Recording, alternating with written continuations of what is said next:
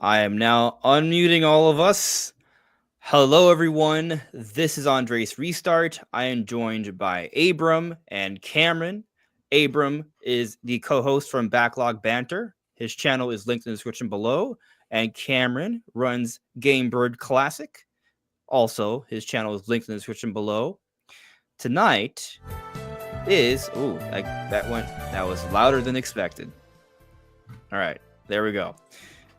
Tonight is the Nintendo Switch 2 Direct Eve. We are, like 11 hours and 49 minutes and some seconds away from the beginning of the Nintendo Switch 2 Direct. And we have a lot to discuss tonight. We're probably going to go on for about a couple hours. The panel you see here may not even be the full panel. There could be a couple other people showing up relatively soon. Probably Brandon. He'll be here maybe in about 20 minutes. Possibly someone else. We shall see. No guarantees. Kind of depends on if people get back home from work in time. But yeah, we got a lot to discuss today. And well, the reason why I'm only going to go live for about a couple hours is because I actually plan on getting up in the morning tomorrow and live streaming more, like before the show. I'm trying to decide how early I should go, though. Maybe I'll put up a poll in the chat. But in the meanwhile, Abram, Cameron, how you guys doing? I'm doing okay, Cameron. Good to meet you. We've not chatted before. Super excited to do this together. Yeah, man. Stoked to meet you too. I'm doing great, man. Super excited to be here. It is the calm before the storm. I don't know where you're located, Abram. I know you're East Coast, Andre, so I envy you because it's going to be an early morning for me on the West. Oh, yeah, I'm East Coast too. 9 a.m. is a good time. Shout out Botox Games, who's getting up at 4 tomorrow to start live streaming, which is pretty nuts. Yeah. 4 Eastern? No, 4 West Coast. 2 hours before the Pacific show. time. Yeah, that's what time. Yeah, I'm supposed to be going live with Nintendo Prime tomorrow morning at 4 to live stream the Direct. I told them I'm showing up in a robe with a cup of coffee, so they're just gonna have to deal.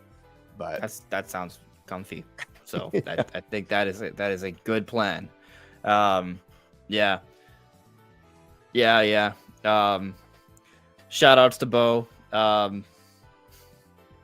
It's always a good time. Bo, you can come on, by the way. You were on last week, and I missed your live stream because I decided to get my lip busted. But Bo is always welcome on. So, yeah.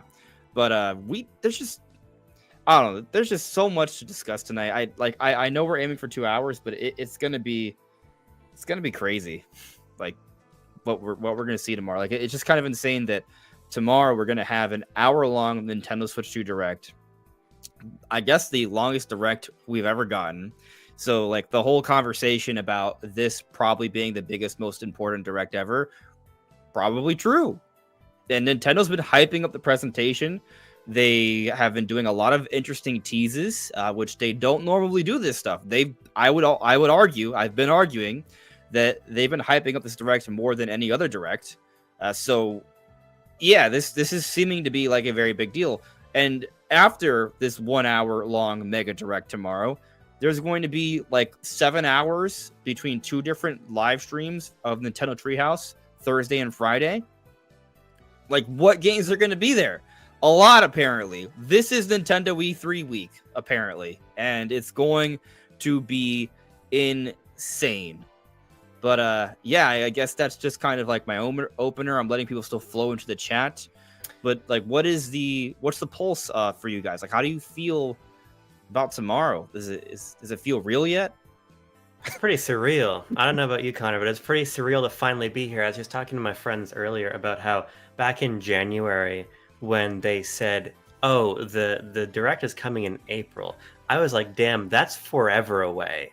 And I feel like the time's gone pretty fast, despite there being not a whole hell of a lot in the Nintendo space in that gap of time. But I'm super stoked for tomorrow, and the announcement of the Treehouse and the news Nintendo's been sharing via Nintendo Today has me even more excited and more interested in like this general window of time. Because, you know, if you think back to Treehouses like 2017, we got Metroid Samus Returns revealed in the Treehouse, and that was directly after the actual showcase, right? So part of me is wondering, like, man, are we only going to actually see a fraction of what Nintendo has to reveal tomorrow, and we're going to get more of it in those subsequent days and on the app? I think tomorrow's just a beginning. Yeah, I mean, for me, it's surreal. I mean, I feel like we've all been waiting for this for so long at this point, and I feel like most of us were kind of in agreement that a couple of years ago we thought Switch 2 was coming a lot sooner than it ended up coming. But now that not everyone, not everyone, that is a fair point. But there was a time where we thought the Team 2025 was crazy. Yeah.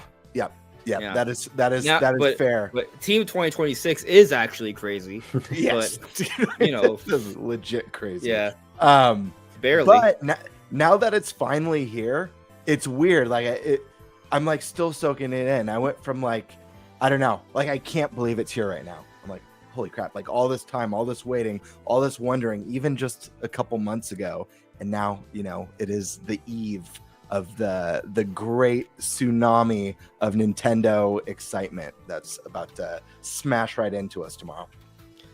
It's pretty incredible because like we always think about like the biggest directs, right? But if you sort of zoom out even more and you think about just Nintendo presentations throughout history, I always think about E3 2004, where they were showing a ton of incredible GameCube games. They were showing the DS off. There was just a massive amount of announcements. And I feel like we're kind of staring down the barrel of another all-time Nintendo showcase, not just for the Direct era. I'm talking in the general history of the company. I mean, the complete lack of information we have here.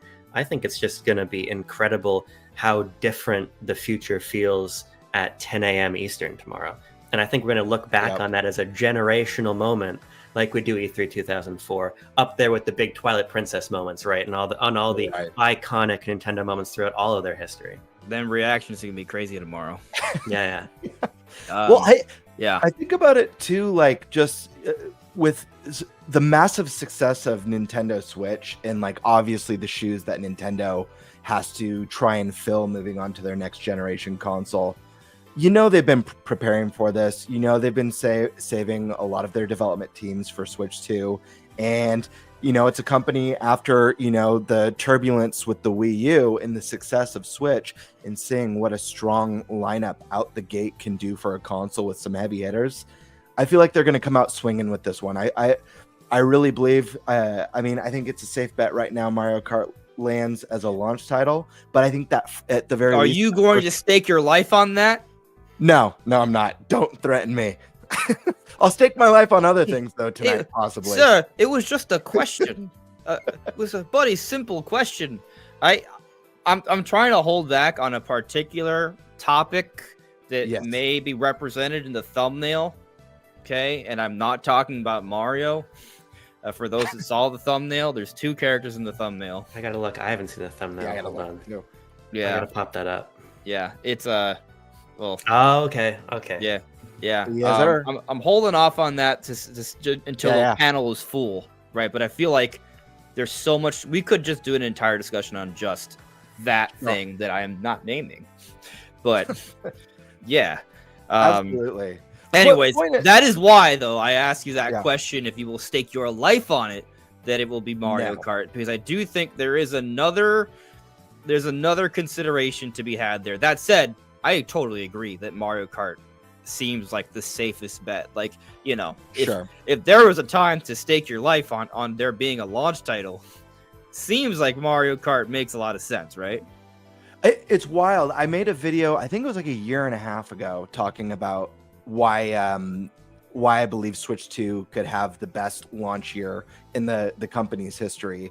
And I talk about launching with a Mario Kart and Metroid Prime 4, and why I think it's the perfect balance of the single player to kind of push this one that quite hasn't caught on to the mainstream while attaching everyone with this multiplayer game that everyone knows and loves. But I mean, ultimately, the point I was trying to make was that Nintendo understands the power of a strong software lineup, and I think they're just gonna hit the ground running for the first 12 months of Switch. I think they want to come off really strong. I I don't know. You look back and you think, how do they beat Mario Odyssey and Breath of the Wild in year one of a console?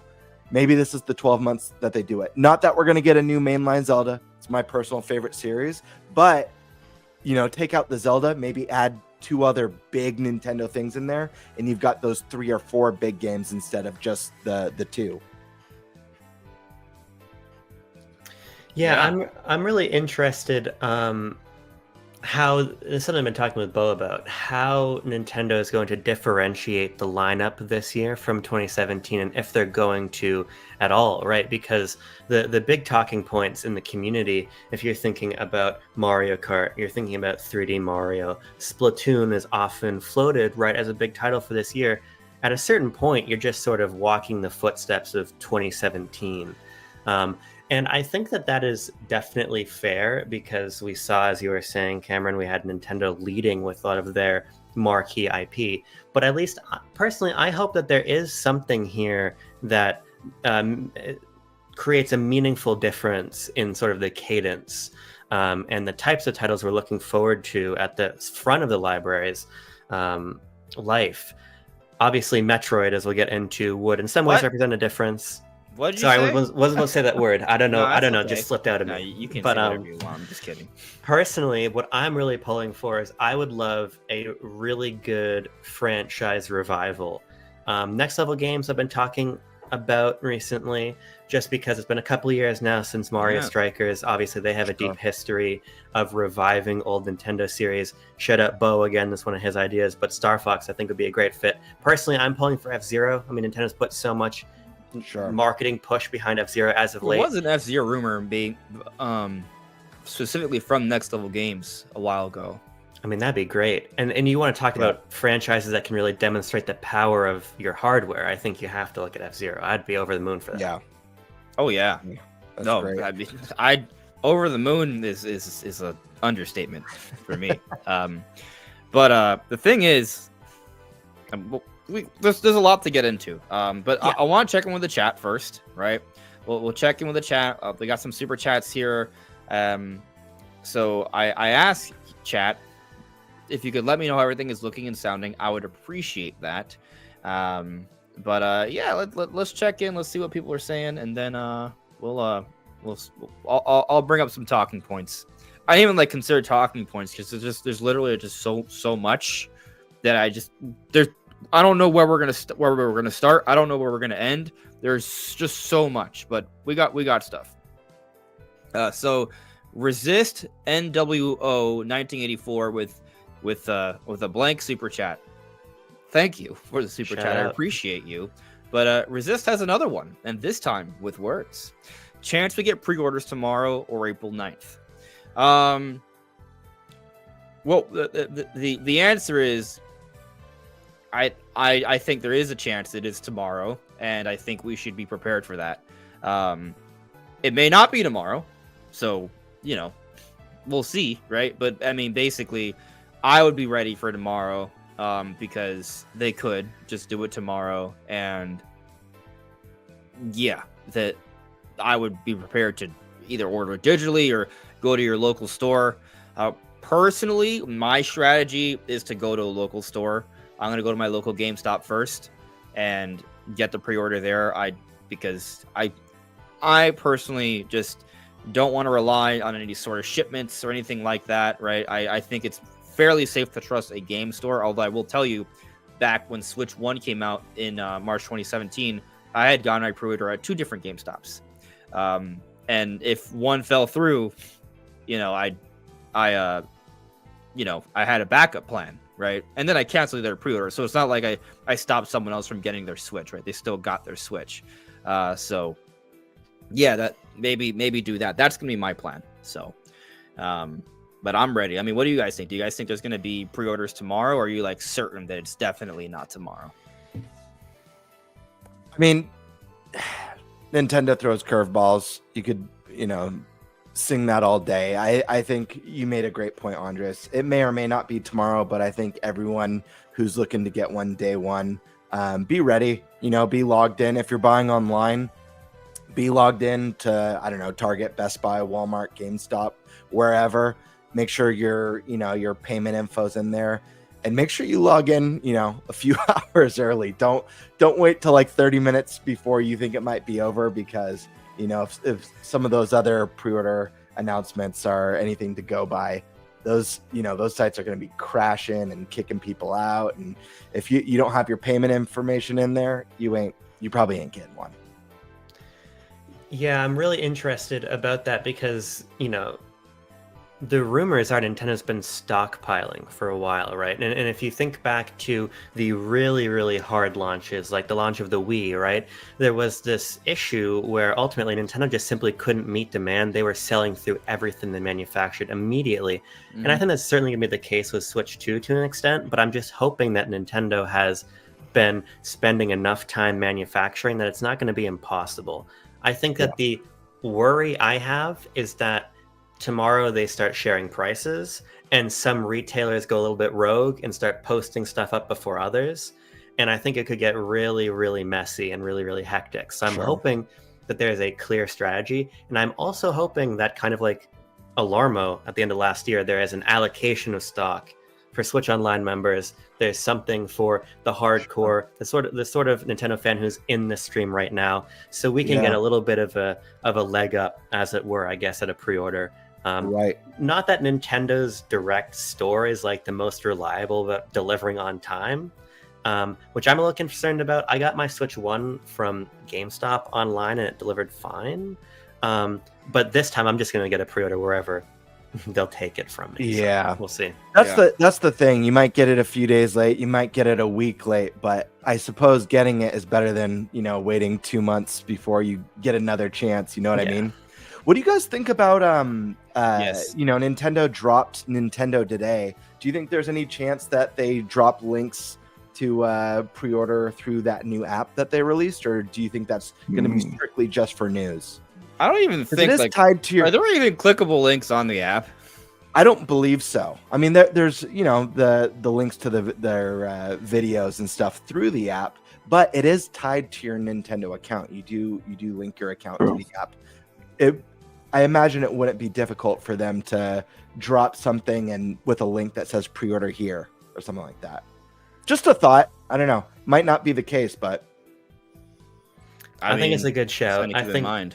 Yeah, I think that how they rolled out Alarma last year hopefully is going to be indication of them trying to at least spread people out enough so everybody's not rushing Best Buy. At least that's my hope. We'll see.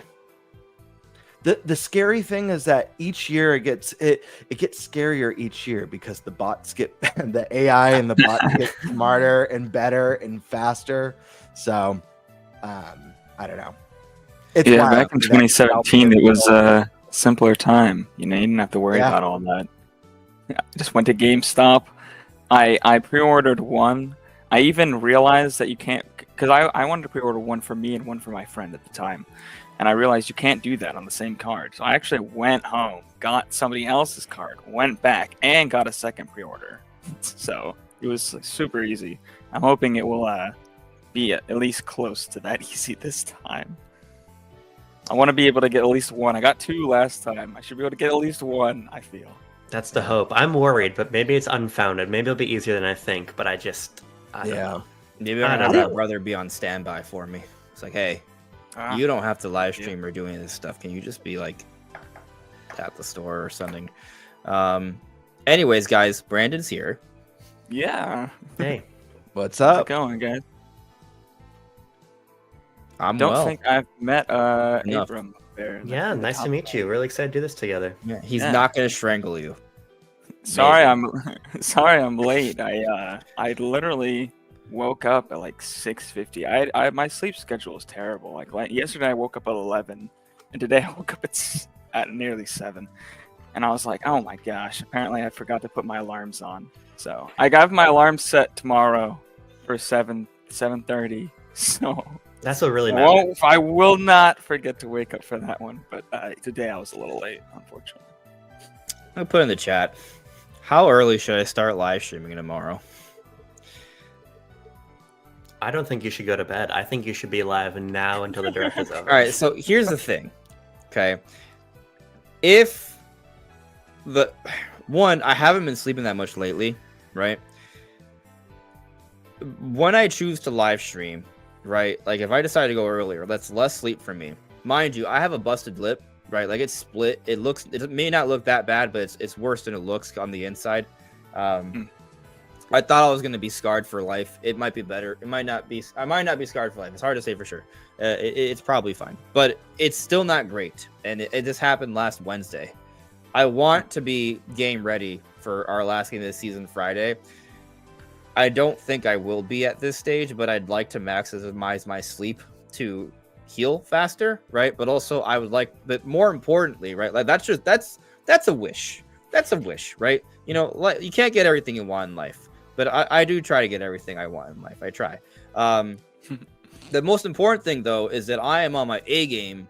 I mean, I should be on my A game now, but on my A game tomorrow, because tomorrow is the Switch 2 Direct, right? And if I maybe I have a long, awesome live stream, but then how am I going to feel right afterwards? Because I'm going to have to jump into a trailer analysis, and then I'm probably going to have to jump into another trailer analysis. And so my plan is, I don't want to promise anything because I just do not know how things are going to go. But I'm going to do like a long live stream tomorrow, then probably analyze the crap out of Metroid Prime 4 Beyond's third trailer, and then also 3D Mario. And then the next day, I'm going to have to do a 3 to 4 hour live stream for the Treehouse in the morning to then do another trailer analysis and then another trailer analysis for Splatoon 4 and Mario Kart 9. And I will not have had an opportunity to even do like the breakdowns for the Treehouse footage yet. And then there'll be the next day where we'll do another 3 to 4 hour live stream. And they'll have to finish doing the trailer analyses for the other big games that were in the Switch 2 Direct. And then on the weekend, it will only be then they can start doing the breakdowns for all the Treehouse footage. And there's probably going to be a whole bunch of stuff I'll be missing. And that'll be doing 2 videos a day, plus the live streams. I normally do 1 video a day. Like that's it. Like doing 2 videos a day like that. I mean, I'm going to be working like probably 12 hours a day for the rest of the week. Now I'm sitting most of the time or standing, so it's not like I'm breaking my back, but it's a lot of mental focus. So point is, I should be well rested. That said, how long do you guys want me to do the live stream tomorrow? So I'm on the East Coast, right? 9 a.m. Eastern. I'm already like, isn't it I'm 9 a.m. Central? I'm not even ready. I'm not even. What do you mean? I'm on the East Coast. It's Eastern for me. No, I just 9 thought it a.m. was Eastern. 9 Central. Is it 8 Central? It's That 9 starts? a.m. Eastern, 8 a.m. Central. Yes. Okay, I'm gonna have to wake up even earlier. 7 a.m. Pacific Change time. my alarm now. I'm gonna have to wake Yeah. up at 6:30. Jesus. Yeah. The treehouse events actually start an hour later, which is nice. But tomorrow it is Saved 6:30 a.m. All right. So, how long should the pre-show be tomorrow morning? Yeah, I'm gonna be a zombie, bro. Oh, I'm gonna have to go to sleep early tonight for sure. Start 1 hour. Sleep right after this before the podcast show. ends. I've got the melatonin on deck already. My friend Kevin. Bro, keeps telling I me think to people get are just some gonna melatonin. pick. Everyone in the chat's just gonna pick the longest time, and no one's gonna care for my sleep. Yeah. You should start Leave an hour this. before. There's my verbal vote for you. I would do 1 hour That's- before. That's when we Yeah. started last week's direct, and that was For the record, whatever you guys say, that's not what I'm gonna do. I just want to put that out there. Yeah, I'd say an hour to an hour and a half, honestly, in my opinion, is perfect. You need rest, dude. So that's plenty of time to get everyone hyped up, get your body ready, all that good stuff. All right. You might find the 4th option to be hilarious. God. I have to go check. Yeah. I'm I'm seeing like- a lot of people streaming all night, and I just don't. Because here's my feeling about it. We've been speculating about this direct endlessly for so long at this point. It's like, what are you really gonna say for the next 12 hours? At a certain point, I think an hour before, you're like, what are we really excited for? What did you have for breakfast today? And you get right into the show. That's what I would do for you. Man, I would love to get breakfast now. Yeah. All day Anyway, breakfast with let me catch cream. up with the super chats. We'll do some live questions, and then I'll actually start getting to some actual talking points. So I'm gonna do this a little bit quickly, right? Because I want to catch up here, and then we will continue to do super chats throughout the night. But I'm gonna actually gonna talk to these wonderful people that are here. So Dominique Sanchez with a super chat. Thank you for the super chat.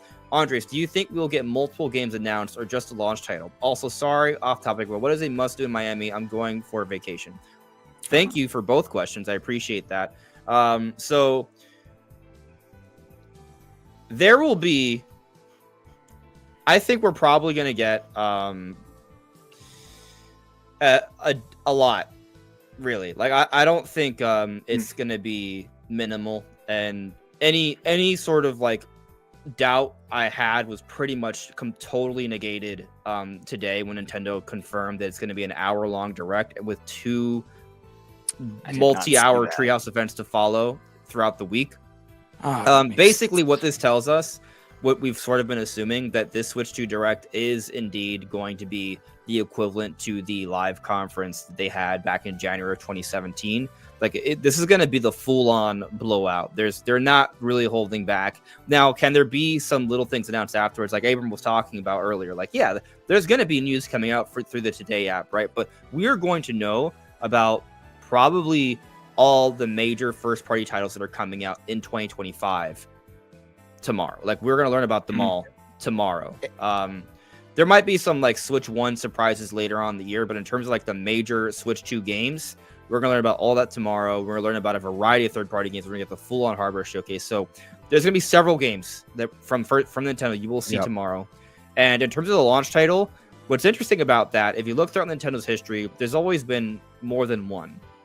Maybe the second and third title aren't as big, but there's always more than one. And so even with just the launch titles, I would expect 2 or 3. There might even be 4. The 4th would be like an eShop title, but yes, there's going to be multiple launch titles, at least going by the entire history of Nintendo, which is a pretty long thing at this point. As for what you should do in Miami if you're going on vacation, well, I mean, the obvious thing is, yeah, the beaches are great, right? But if you're into like nature, like exploring nature, we do also have the Everglades. That's it's kind of the fun thing about Miami, right? So like, I live in the suburbs, right? So I live in West Kendall. On one end, right, you have the Everglades. On the other is the beach. I'm in between both of those, and so there are some fun things to do in the Everglades, right? You can go to Shark Valley. It's actually, like, you can rent bikes there, and so it's like a bike trail.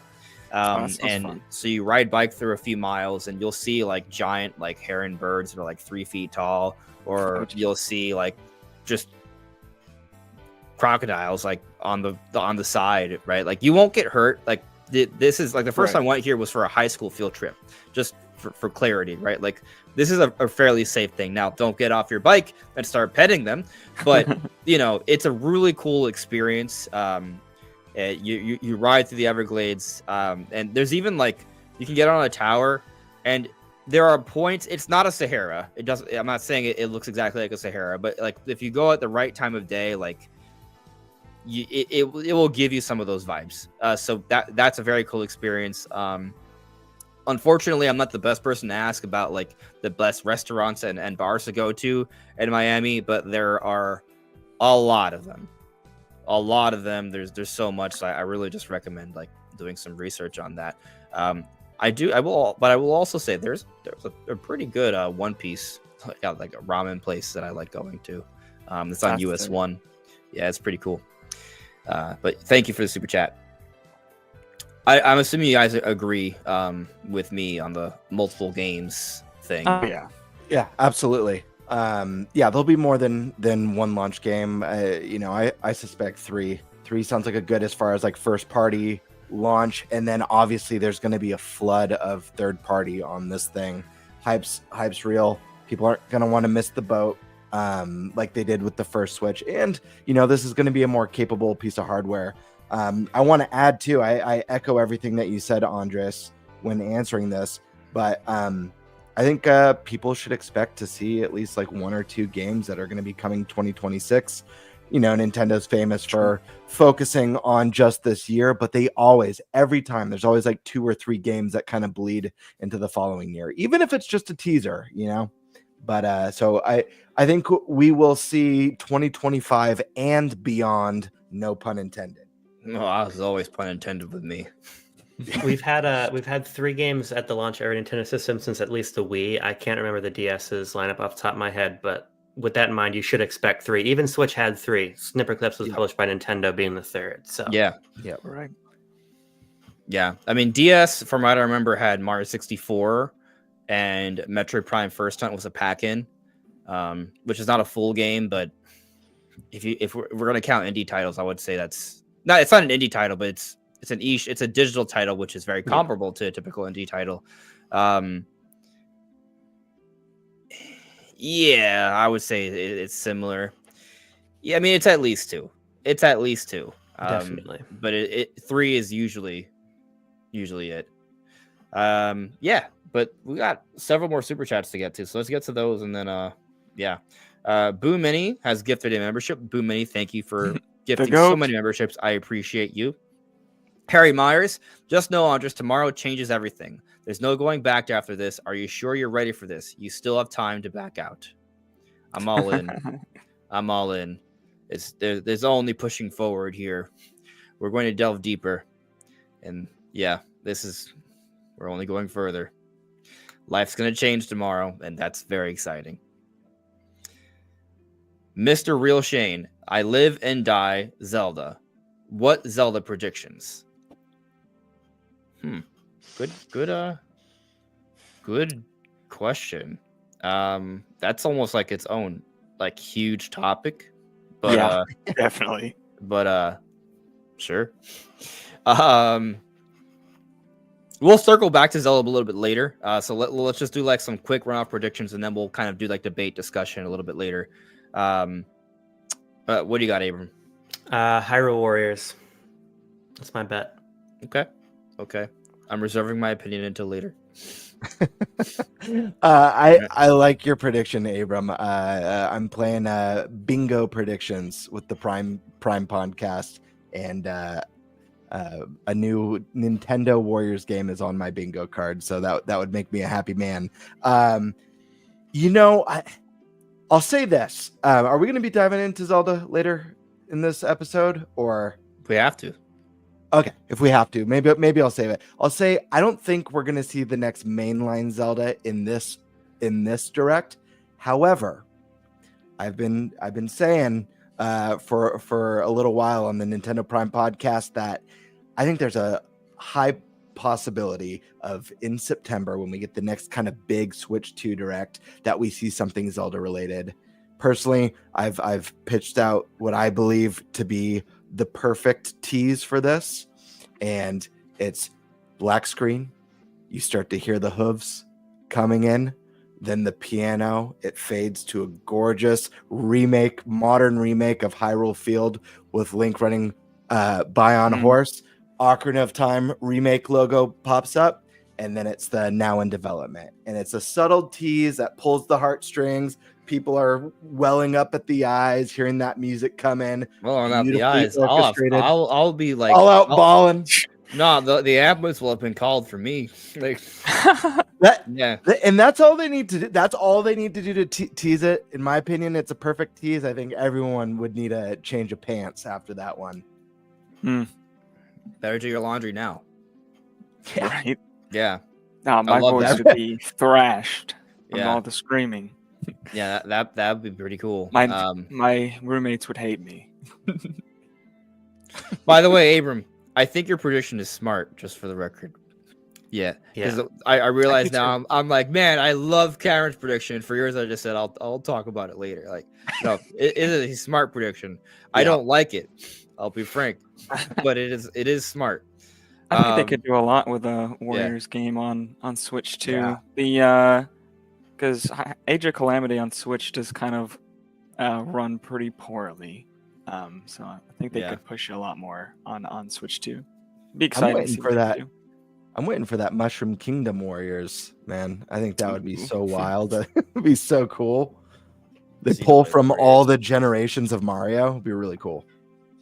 Mm-hmm. Yeah. Brandon, what are your Zelda predictions? I don't think there's gonna be anything too wild. Coward. So I'll just predict. I'll just predict the Breath of the Wild remaster, and I'll predict that it will also just be like a $10 upgrade fee if you So is own it the game is it a already. Switch 2 edition game? I don't know what Like- you mean by that. What do you Edition game? what? Say, How did- I don't know what you mean by that. What do you What- mean? What are you What confused? you don't know. You You don't haven't know. heard? Bro, so much has happened the last If like something 4 happened days that- today, then No, no, I no, don't know no, about no. it. This has been a thing for like 4 Oh, days. you said edition, like EDI. Yeah, what did you think I said? Yes. Edition with an A. Oh, I mean, I see what. A No, but- yeah, okay, yes. but Yes. just to it make would just be make a sure we're on the Switch same page. edition- Have you heard edition game. about Yes, the yes. Nintendo Switch 2 edition games? Yes. I've heard. Okay, I thought we talked I know about what it you're already. talking That's about. why I was like, I think, we might have, but yeah, We I know also what you're might talking not about. I have, just misheard. so. I just misheard you. We may not have talked about it together, but yeah, it would be a Switch 2 edition game. for those that haven't heard, right, Nintendo Switch 2 edition games is something that Nintendo has already mentioned officially on their website, specifically on the page for the virtual game card, which is the Right. new update they announced during the Switch 1 Direct last week, where you can swap and lend digital games. But in the fine print, they talk about how for Switch 2, because it also will work with Switch 2, that only on Switch 2 can you share Switch 2 exclusive games and Nintendo Switch 2 edition games. And so that tells us one thing, but it also tells us another, that there is something that is for Switch 2 that is not exclusive, and that is Switch 2 edition games. It's very obvious that is Nintendo's official branding for cross-generation games. And so that gives us great optimism that we're going to see some games with some level of improvements, and it's going to be a line. So that's why I asked Brandon, do you think Breath of the Wild is going to be a Switch 2 edition game, or is it different, right? Like, because like maybe we don't know exactly how they're going to handle Switch 2 edition games, right? Like maybe it is something that's just like a digital patch download thing, or maybe there are physical releases of them. We don't know. Right. Right. But yeah, I think Breath of the Wild remaster will get announced. I think hopefully it will just be a $10 upgrade fee, and then if you want to buy it by itself, it'd be like $70 or whatever. But if you have the game already, I think $10 upgrade fee, and maybe I'm been a little too hopeful, but maybe even if you have the Switch expansion pass membership, it's just free. That's Wow. a great incentive to subscribe. I'll say that. Yeah. And it's It- cheaper than the DLCs they've already put on there before. So Yeah. I'm turning this into a Zelda topic because we have so much to talk about. Like, I don't know. And we're going to move on from this. Might We as may well. we may circle back. We're only going for about 2 hours anyways. Yeah, I mean, Brandon, I'm also a coward. I don't know what to predict tomorrow, right? Like, I mean, I've been talking about Ocarina of Time remake for so long. I 100% believe it's real. Yep. My only hesitance about predicting it for tomorrow is that I think it's a Yeah. 40th anniversary thing. And given that it's a remake, I feel like that's just going to be a quick turnaround. I don't think that they're going to like announce it a year in advance. I think it's going to be like a 3 to 6 month turnaround for that. So like in terms of like, reveal to release. So I don't know if we see it tomorrow, but I mean, if it's ambitious, maybe that kind of changes how they treat it a little bit more, right? And so you could be correct, and maybe I'm wrong. Maybe it's not a 40th anniversary thing. It doesn't have to be, but I would kind of assume it would be, especially after we got Tears in 2023, Echoes in 2024. Like to get another release of that caliber in another year in a row. I kind of feel like we need a little bit of a break. I do think there will be Zelda things this year, but it would be kind of like, like a Breath of the Wild, maybe Tears, like enhancement patch, maybe Wind Waker, Twilight Princess drop in some way, although that could just be through GameCube NSO. We'll see. So I think it might be more little things like that. That said, though, I do kind of find it hard to believe that Nintendo will go through the biggest direct of all time, the opening to their generation, without making mention of Zelda in some way. I mean, they already announced the live action movie release date. You know, I think they use that to bring people to the app, which and with the app they're now using to market the Switch 2 and hype it up. So like I think there is crossover there. So I think it's hard for me to say what it is, right? Maybe you could be spot on. Abram, maybe it's a Warriors game, right? Because it doesn't make sense for a mainline title release this year. I don't think so. Maybe it is a Warriors game. They did have a Fire Emblem Warriors to open Switch 1 in that first year, right? So maybe I don't want it, but you know. I mean, I'm with you. I liked Hyrule Warriors on Wii U a lot. I was kind of less moved by Age of Calamity, but the reason that I think it's somewhat likely is that Nintendo EPD3, which is a Zelda team, I would be skeptical of the idea that they have a game that imminent. To be fair, we've learned sort of via interviews that Tears of the Kingdom was potentially ready for release in 2022. They were given more time to polish the game. Theoretically, particularly since Echoes of Wisdom, the development was split with Grezzo quite heavily. There's a world where the core Zelda team is like 18 months, 2 years into the development of the next game. Mm-hmm. So they could have something, but my view is that ultimately, I don't know if they're ready, and I wonder if Nintendo is feeling like it's that necessary to make this a big moment for Zelda when we're about to have not only the 40th anniversary, but then the film in the first portion of 2027. So I ultimately say, okay, well, if Nintendo is of the mindset that they want a Zelda game basically every year, who could provide that? And Koei Tecmo, who said something earlier in the year about having another surprise in the spring, seems like a good candidate. We also just saw Dynasty Warriors Origins as a very, very technically impressive game from Omega Force, who took a long gap between the last Warriors title and that one, which was conspicuous because these games are usually releasing so fast. Yeah.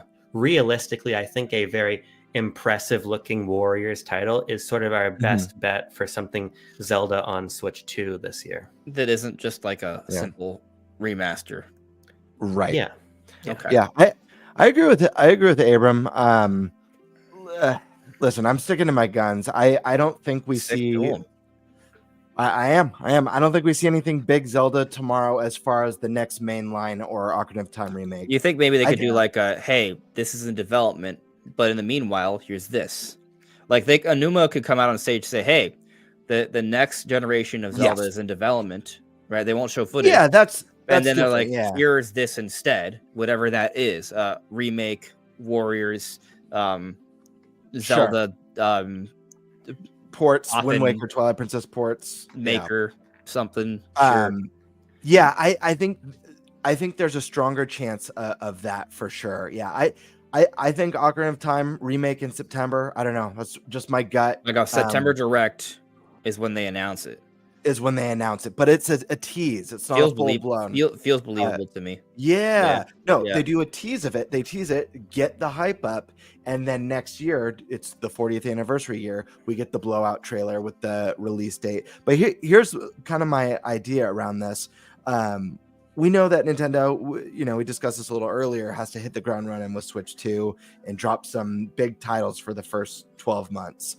I believe they're going to do that, but you don't want the momentum to die. You don't want to just throw everything you have on the table. They have enough amazing, great games that they could drop this year. They've got Mario Kart, obviously. They've got Metroid, possibly the next big 3D Mario. There's other titles. I don't know if we want to talk about them later, so I won't name drop anything right now, but a lot of other great titles that they could be dropping this year, hospitalizing people because they're all screaming and dropping to the floor.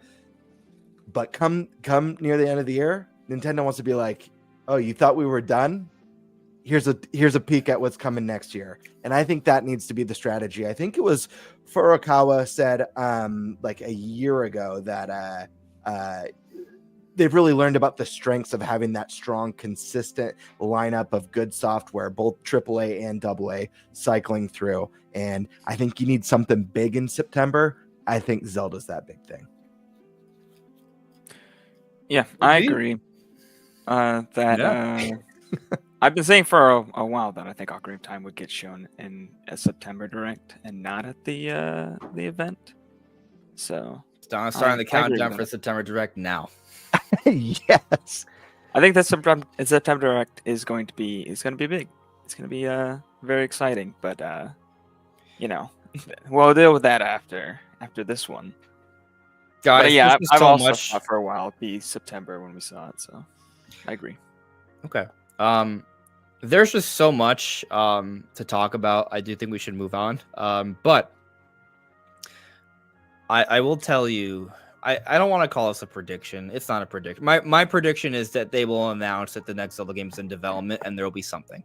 I know, safe, fair. boring, but that's what I mean. The something could maybe just be like a tease, like, you know how we got like the teaser trailer for Tears of the Kingdom 2 years after Breath of the Wild came out. Like, that is a best case scenario.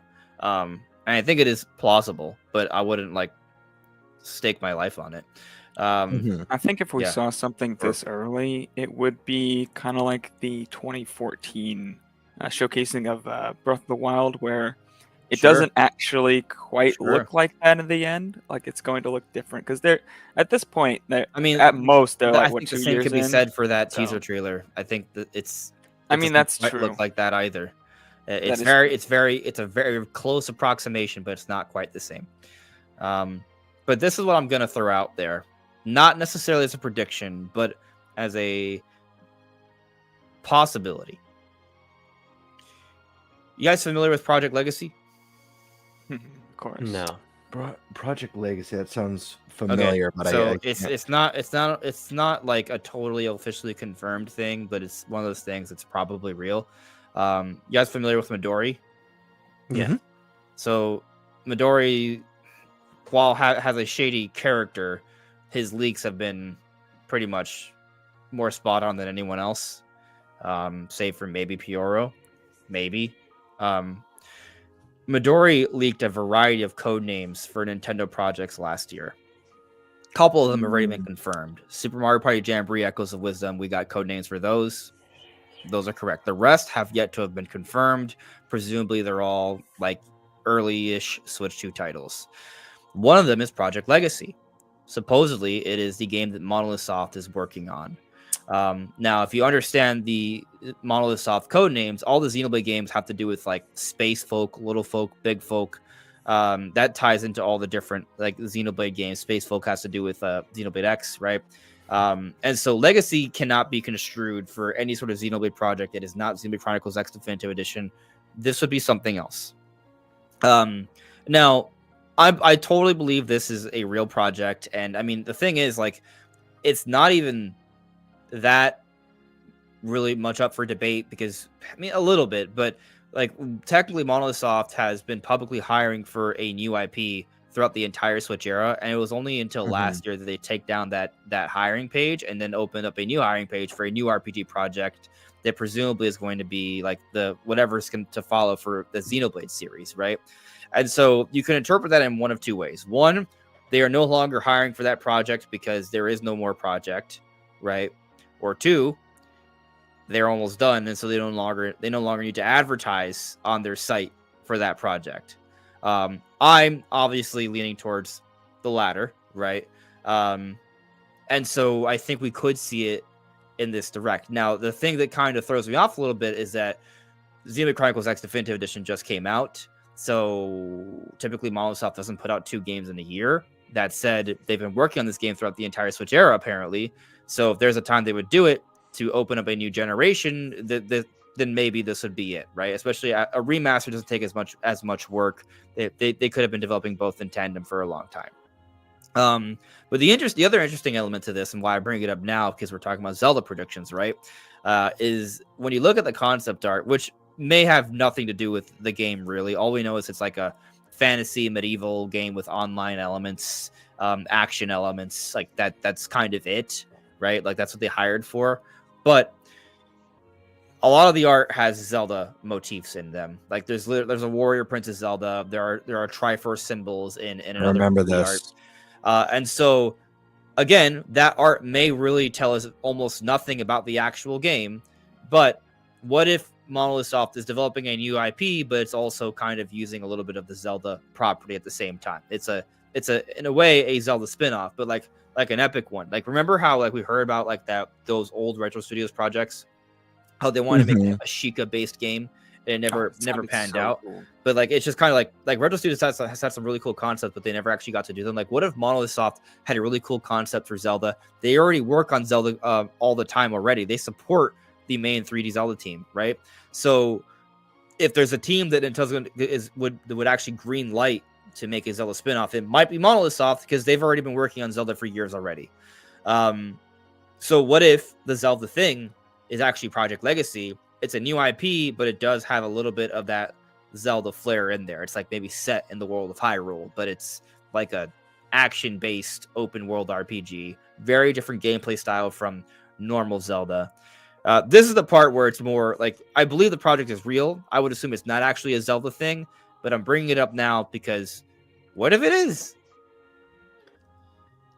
Yeah, I mean, that's really interesting. I think ultimately for me, just my knee-jerk feeling is that I just simply hope it's not, because I like that Monolith is able to diversify Nintendo's slate of IP. Sure. Obviously the crossover they have with EPD3 is very interesting, and I think we can thank them in large part for the scope of Breath of the Wild and Tears of the Kingdom. Mm-hmm. But I guess my just personal hope is that they have a new IP, particularly since Nintendo was a little bit late on new IP this generation, outside of the more casual experimental stuff. Like we want like a major new IP, right? Like, Yeah. and that's interesting. Yeah. We have like a lot of casual stuff, like Ring Fit Adventure, Snipper Clips, Game Builder Garage. Yeah. Like there's stuff. But when's the next Star Fox? When's the next F-Zero? The next Donkey Kong? When's the next Zelda 3D Mario? Right? Like Nintendo hasn't like created a new IP like that since Splatoon. They tried with ARMS, it just didn't quite pan out. I mean, if they they give us another ARMS, then maybe, yeah. One of the issues, Nintendo's interesting because they have an IP for most genres, and most of them are phenomenal and do really well. Splatoon was their answer to the online competitive shooter, but it had that Nintendo spin that's unlike anything else out there. Smash Brothers. In the fighting scene, it has that unique twist that no one else has.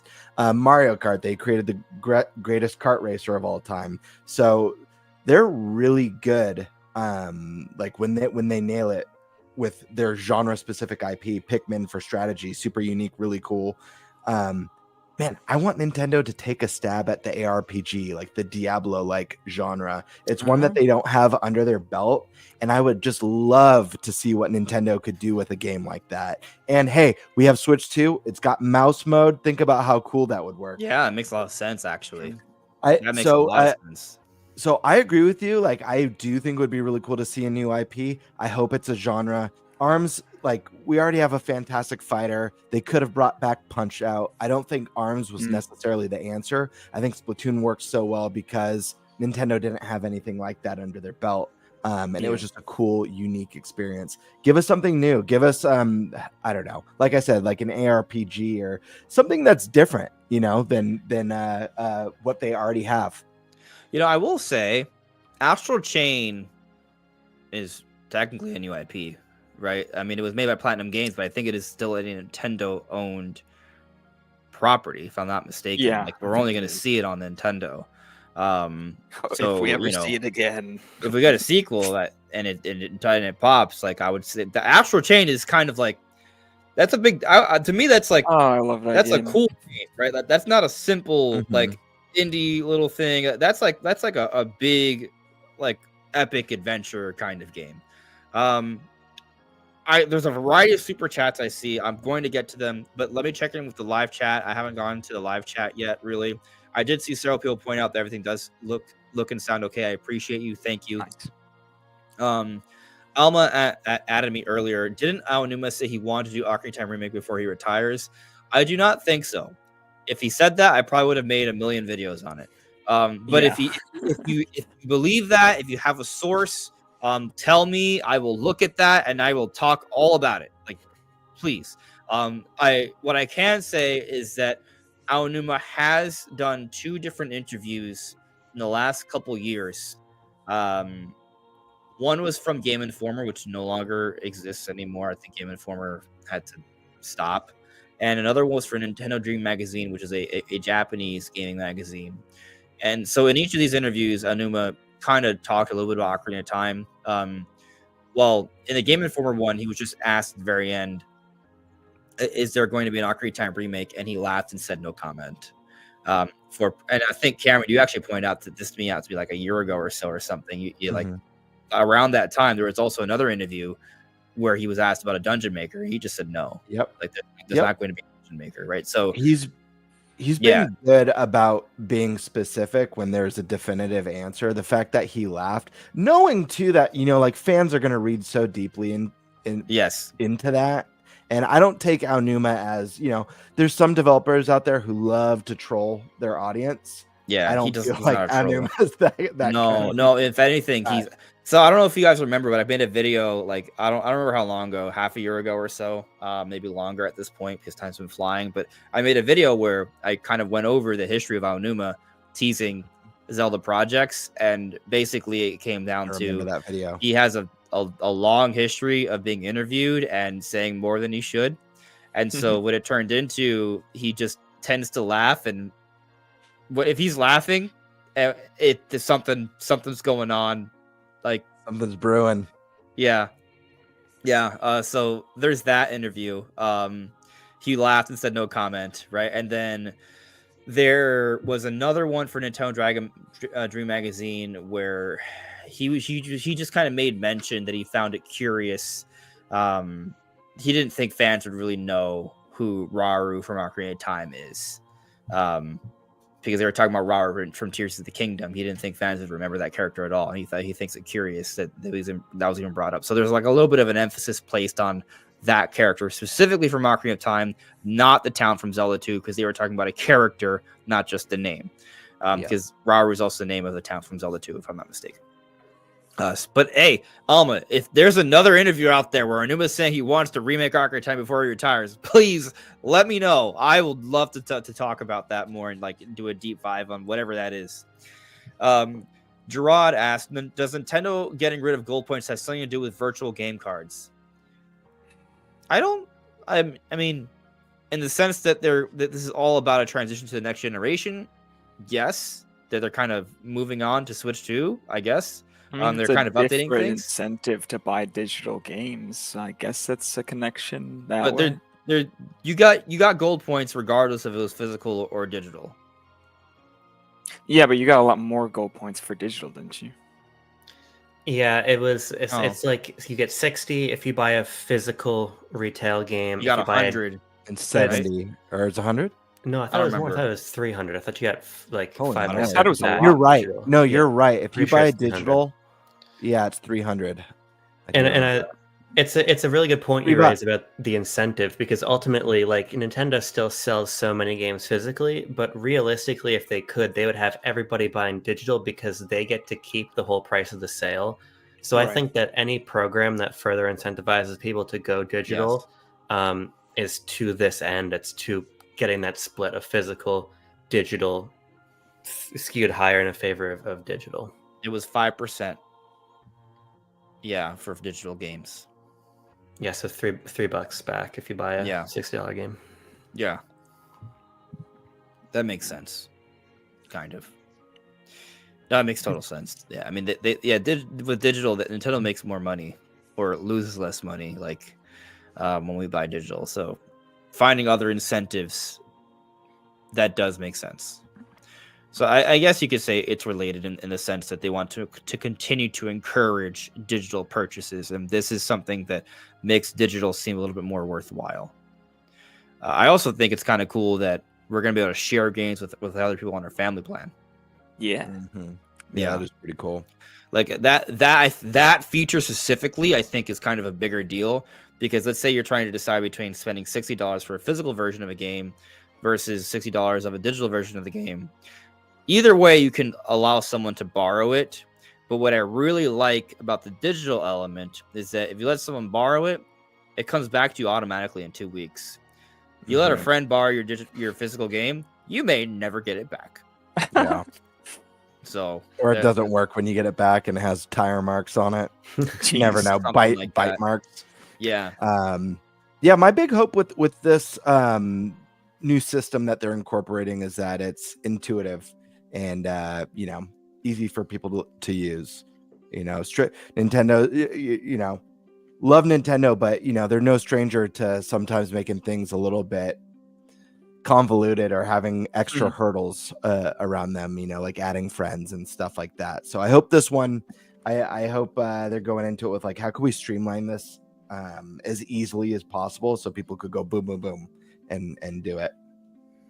I really hope so. The virtual game card thing, I know a lot of people in the direct were like, what the heck is this? But for me and for my girlfriend, this is like amazing because there's kind of a way to game share if like when I add my account to her Switch, if she launches a game when I'm offline, she can play, but it's really annoying. So this is I think going to be a huge game changer for people this applies to. Like for us, we're super excited about this in a couple weeks. So people shouldn't sleep on virtual game cards because one day you're going to be in a situation where it's going to be awesome. I believe it. Okay. So, Danny Knight had added me to the final countdown to the moon descends upon us. Let's go. Let's go indeed. Let us go. It's going to be a great time. Shout out to everyone in the live chat. There are some super chats I really want to get to. There's one that I find extremely concerning, actually. But it's is it the hate regarded. I think I saw it. Yes, Yeah. yes. But I think I should do these in order. So let's we're gonna go a little quicker.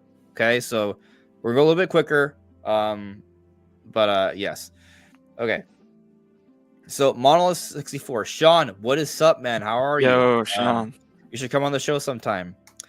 Switch 2 hype has me nostalgic for Switch 1 hype back in the day and has me missing making content with you. Always glad to see your channel popping off more and more. Proud of you, bro. Keep up the grind. Thank you, bro. Yeah, I appreciate that. I do remember. Yeah, like Sean and we had an initial podcast we did when we had no idea what we were doing, when no one watched. It's the only reason we met. Yeah, that's true. Sean had introduced you to me, and that was huge because Sean couldn't continue doing the podcast. Changed my life. I needed a co-host, and I mean, Brandon and I are extremely close friends now. Like it's crazy. Like so technically, Monolith 64 is really important to the Andres restart lore. So that's sick. Yeah, part of the lore. Extremely important. Eric Terlato with a super chat. If I'm Australian, it starts at midnight. Well, I mean, I guess you could just have a really, really nice, wonderful evening then. That is jealous right there. Yeah, that'd be more convenient for me. Perfect I'm always time up at midnight. Well, I mean, basically a party. So it's great as a fan, right, to just watch it. But if you're a content creator, to wait at midnight, that means you then have to not go to sleep and make a whole bunch of content, or you go to sleep and miss the boat. Of just sleep the day before. You can still make content, but it's different, depending on what kind of content you're doing. Like timeliness can matter, but it does depend.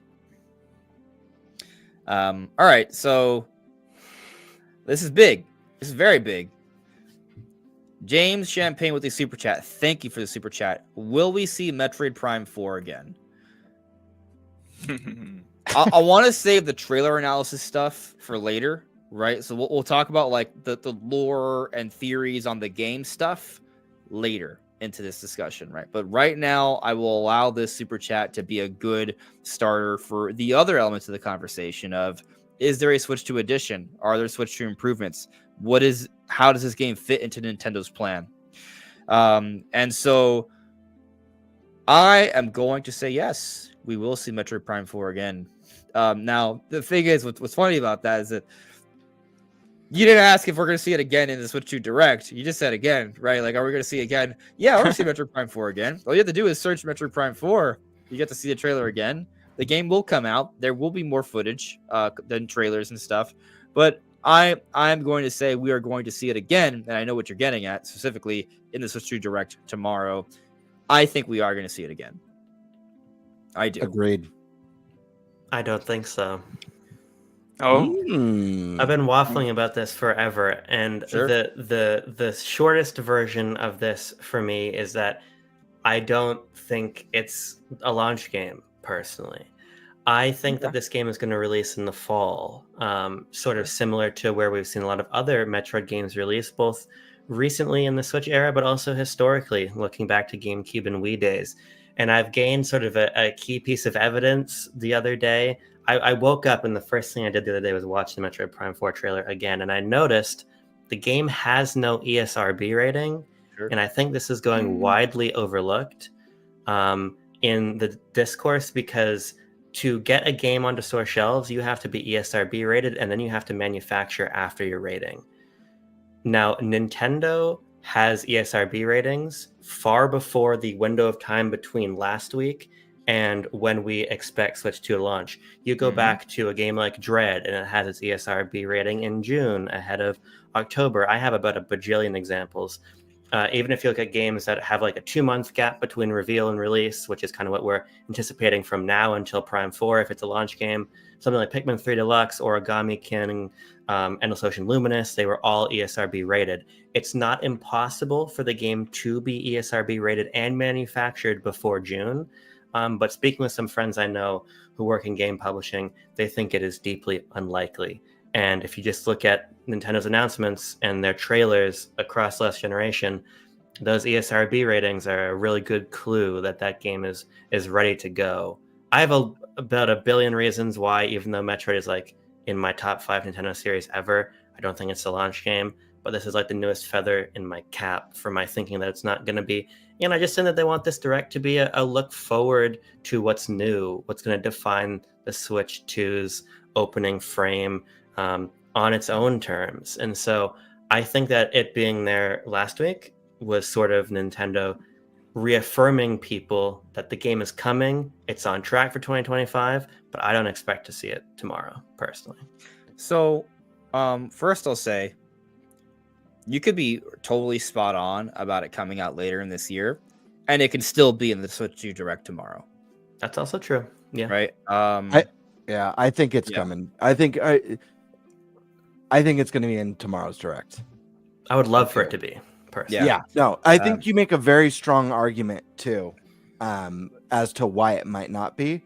But I actually, I think that the fact that we saw Metroid Prime 4 in the Switch 1 Direct, gives good evidence as to why it would be in the Switch 2 as well. Because Isn't it I great do how, believe like, you could just interpret this information in 2 different Right. ways. Absolutely. I know. Maybe I'm nuts, but I've believed for a long time, and again, I could be wrong, but I've believed for a long time, at least the last couple of years, that there's going to be a Switch 2 version of Metroid Prime 4. I think we've already gotten the clues for enough clues to basically confirm that mouse mode is a thing with Switch 2 without actually seeing it being used. I mean, it's already confirmed because right. Like, it's put it this way, it's as confirmed as the C button is confirmed at this point. Sure. Because Nintendo's already shown promotional material, Right. where they actually have one of the Joy-Cons, in the mouse mode with the other one normal for tabletop mode. Well, I think Right. with the latest update, didn't they just show the C button just outright? Yeah, that's what I'm saying. Yeah, they show it. That's Yeah. what I'm saying. Nintendo. I is thought you meant for promoting- the because we saw it like when the app first launched. I think they accidentally showed it in Right, a well, image.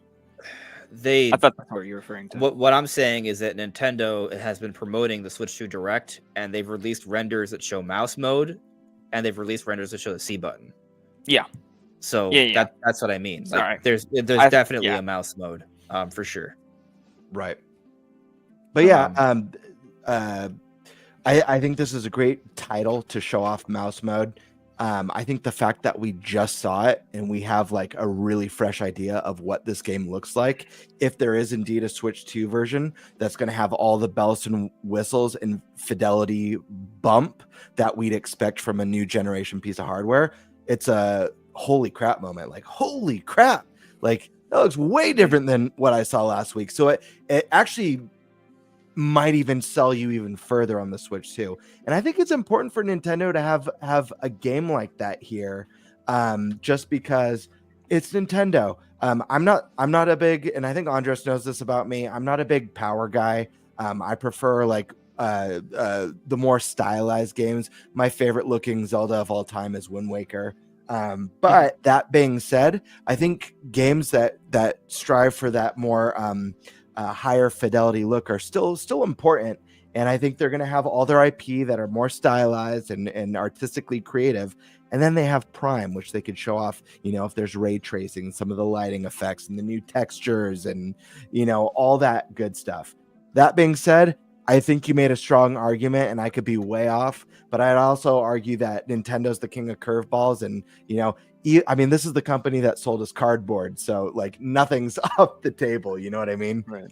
I will also help your argument, because if my head says later, my heart says tomorrow. And an important thing to note is that Nintendo always has a big, strong single-player title at launch. Sure. And if Prime 4 isn't there, it's a little bit ambiguous as to what that slot would be filled by.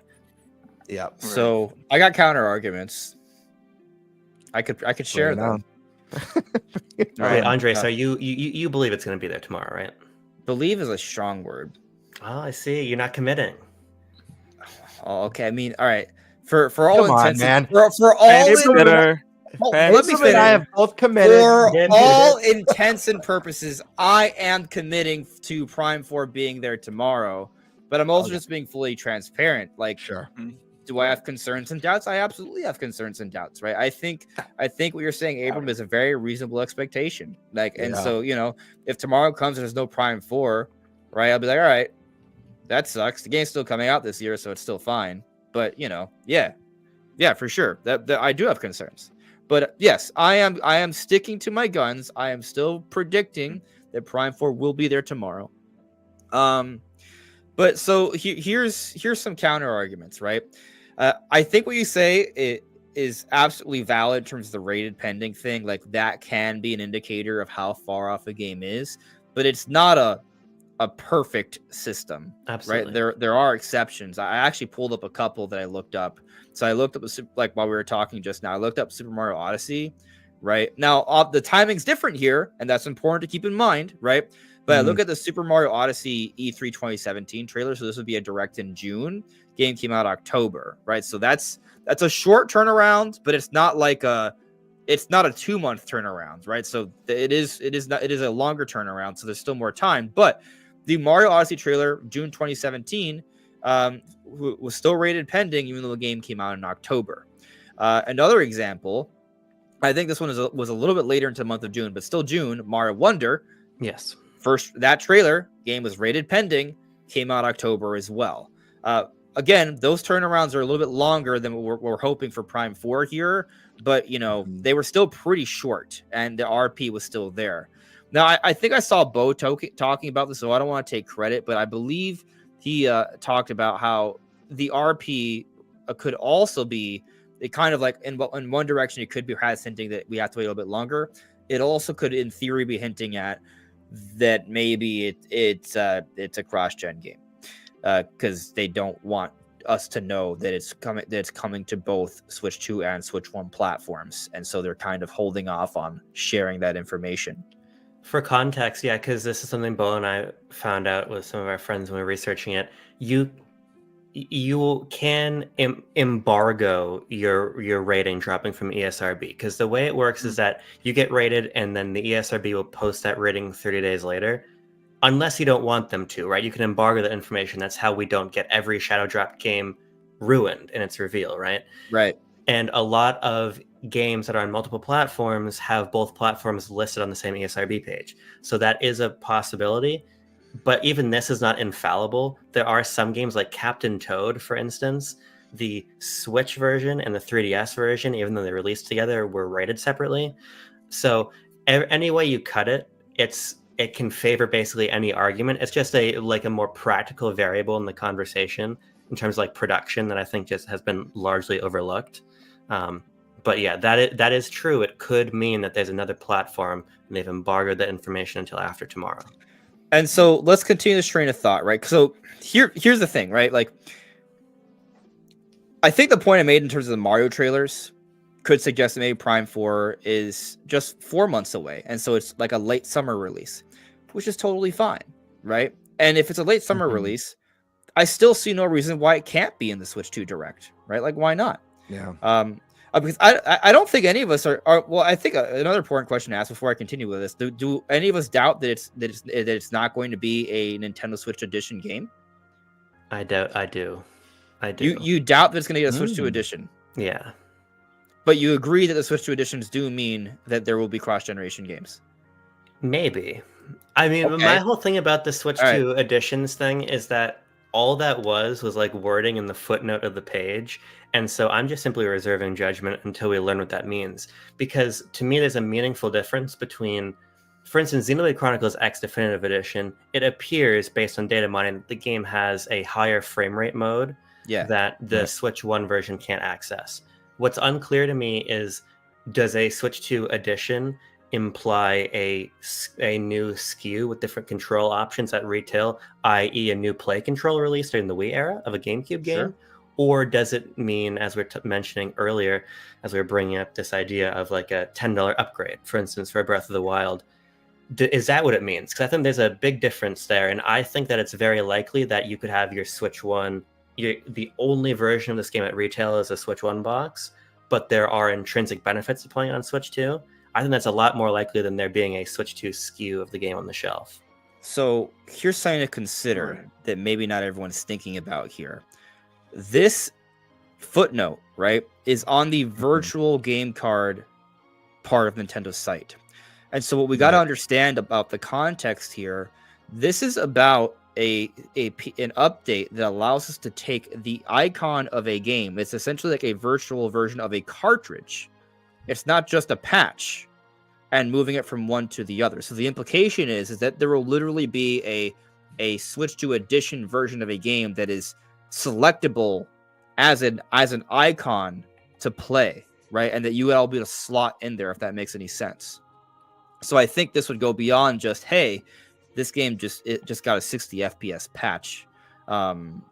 There's going to be like a Switch 2 branding on the actual, like in the home menu even. I think that you can interpret that from the game card library things. That's something else to consider there. It might not be something as minor, but I also agree, we don't know exactly what Switch 2 editions will entail. It could just be more subtle improvements. It could be significant. It could also vary. It may depend on the game. So yeah, there's definitely things to consider there, right? But I do believe Prime 4 kind of needs to have a enhanced version. I mean, first off, this is Retro Studios, right? They kind of they are on the cutting edge of like Nintendo graphics, right? They're always meant to push. So if there's a company that, if given an opportunity to push the visuals, or a developer within Nintendo, it's going to be Retro Studios, right? Secondly, like they've been working on this game for a very long time. We had heard that they were already game testing in early 2023, like not like we know for a fact, like we saw job listings for that. So it's pretty conceivable to think that they've been sitting, maybe sitting on the game is the wrong word, but they've had a lot of time with this game. They've been deep into development for some time. But something else I find really curious about Prime 4 is the psychic abilities.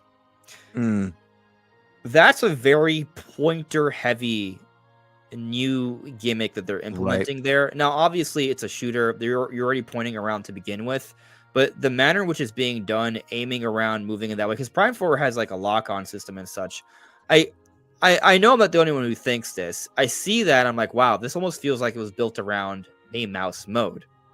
Now, fact of the matter is, regardless of playing on Switch, on Switch 1 or Switch 2, most people probably aren't going to play through most of the game in mouse mode, right? Like it's just going to be like an extra little thing. But Prime 4 would be an ideal game to showcase the mouse controls, and especially now with the psychic ability stuff, which is placing even more emphasis on pointing around. I'm not so sure it's a coincidence. Like it's a lot of things that just make so much sense. And perhaps the biggest point to me As to why, like, I think it makes sense for Prime 4 to be a cross-generation version is it's purely from a financial perspective. This game has been one of the most expensive games Nintendo has ever made.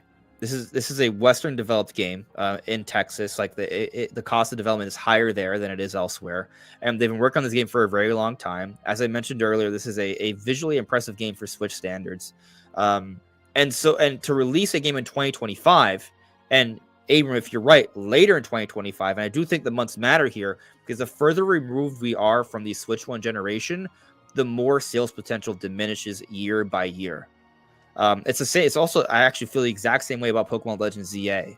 Like if they wanted to get one more big Pokemon to pop off, they should have either released the game last holiday or earlier this year. Yet they're aiming for late, and so like they are losing potentially millions of sales, especially with Pokemon, by coming out this late into the Switch 1 generation. If there's not also a Switch 2 version, so. Financially speaking, I just think it makes way too much sense for Prime 4 to have one. Like, you know, from a development perspective, I don't see why Retro Studios wouldn't be interested. And in terms of game, like, you know, in terms of convenience of showcasing the Switch 2 edition games, which is going to maybe be a big thing. Prime 4 is an ideal for that. But also, two, the mouse control functionality. Like, I think it just fits way too well. So there's a lot of things that I think just make sense logically. And let's also be frank here. Maybe I said that was my last point in terms of like the logical points, right? There's some rumor stuff too, but there's another thing I want to bring up. Brandon, do you want Metroid Prime 4 Beyond to have a Nintendo Switch 2 edition? Oh yeah, of course. Cameron, do you want Metroid Prime 4 Beyond to have a Nintendo Switch 2 edition? Yes. Abram, do you want Prime 4 to have a Switch 2 edition? Well, I mean, there's a lot of things I want in the world, right? I would love Metroid 6 to be coming out next year. But tell me in your heart of hearts what you want. I gotta imagine. It's not about trial. believing. It's not about believing. Okay. Do you want it? Here's what I want. I want the conversation around Metroid Prime 4 to be aligned with what the game is, opposed to what we hope it is. I would love that if there's a Switch 2 version. Obviously, I'm a hardcore Nintendo fan. I'm a hardcore Metroid fan. Yeah. I want to play the highest fidelity version of this game. It's maybe my most anticipated game ever. Yeah. What I come back to, though, is that you make a lot of good points about, like, on a practical level, in terms of showing the hardware.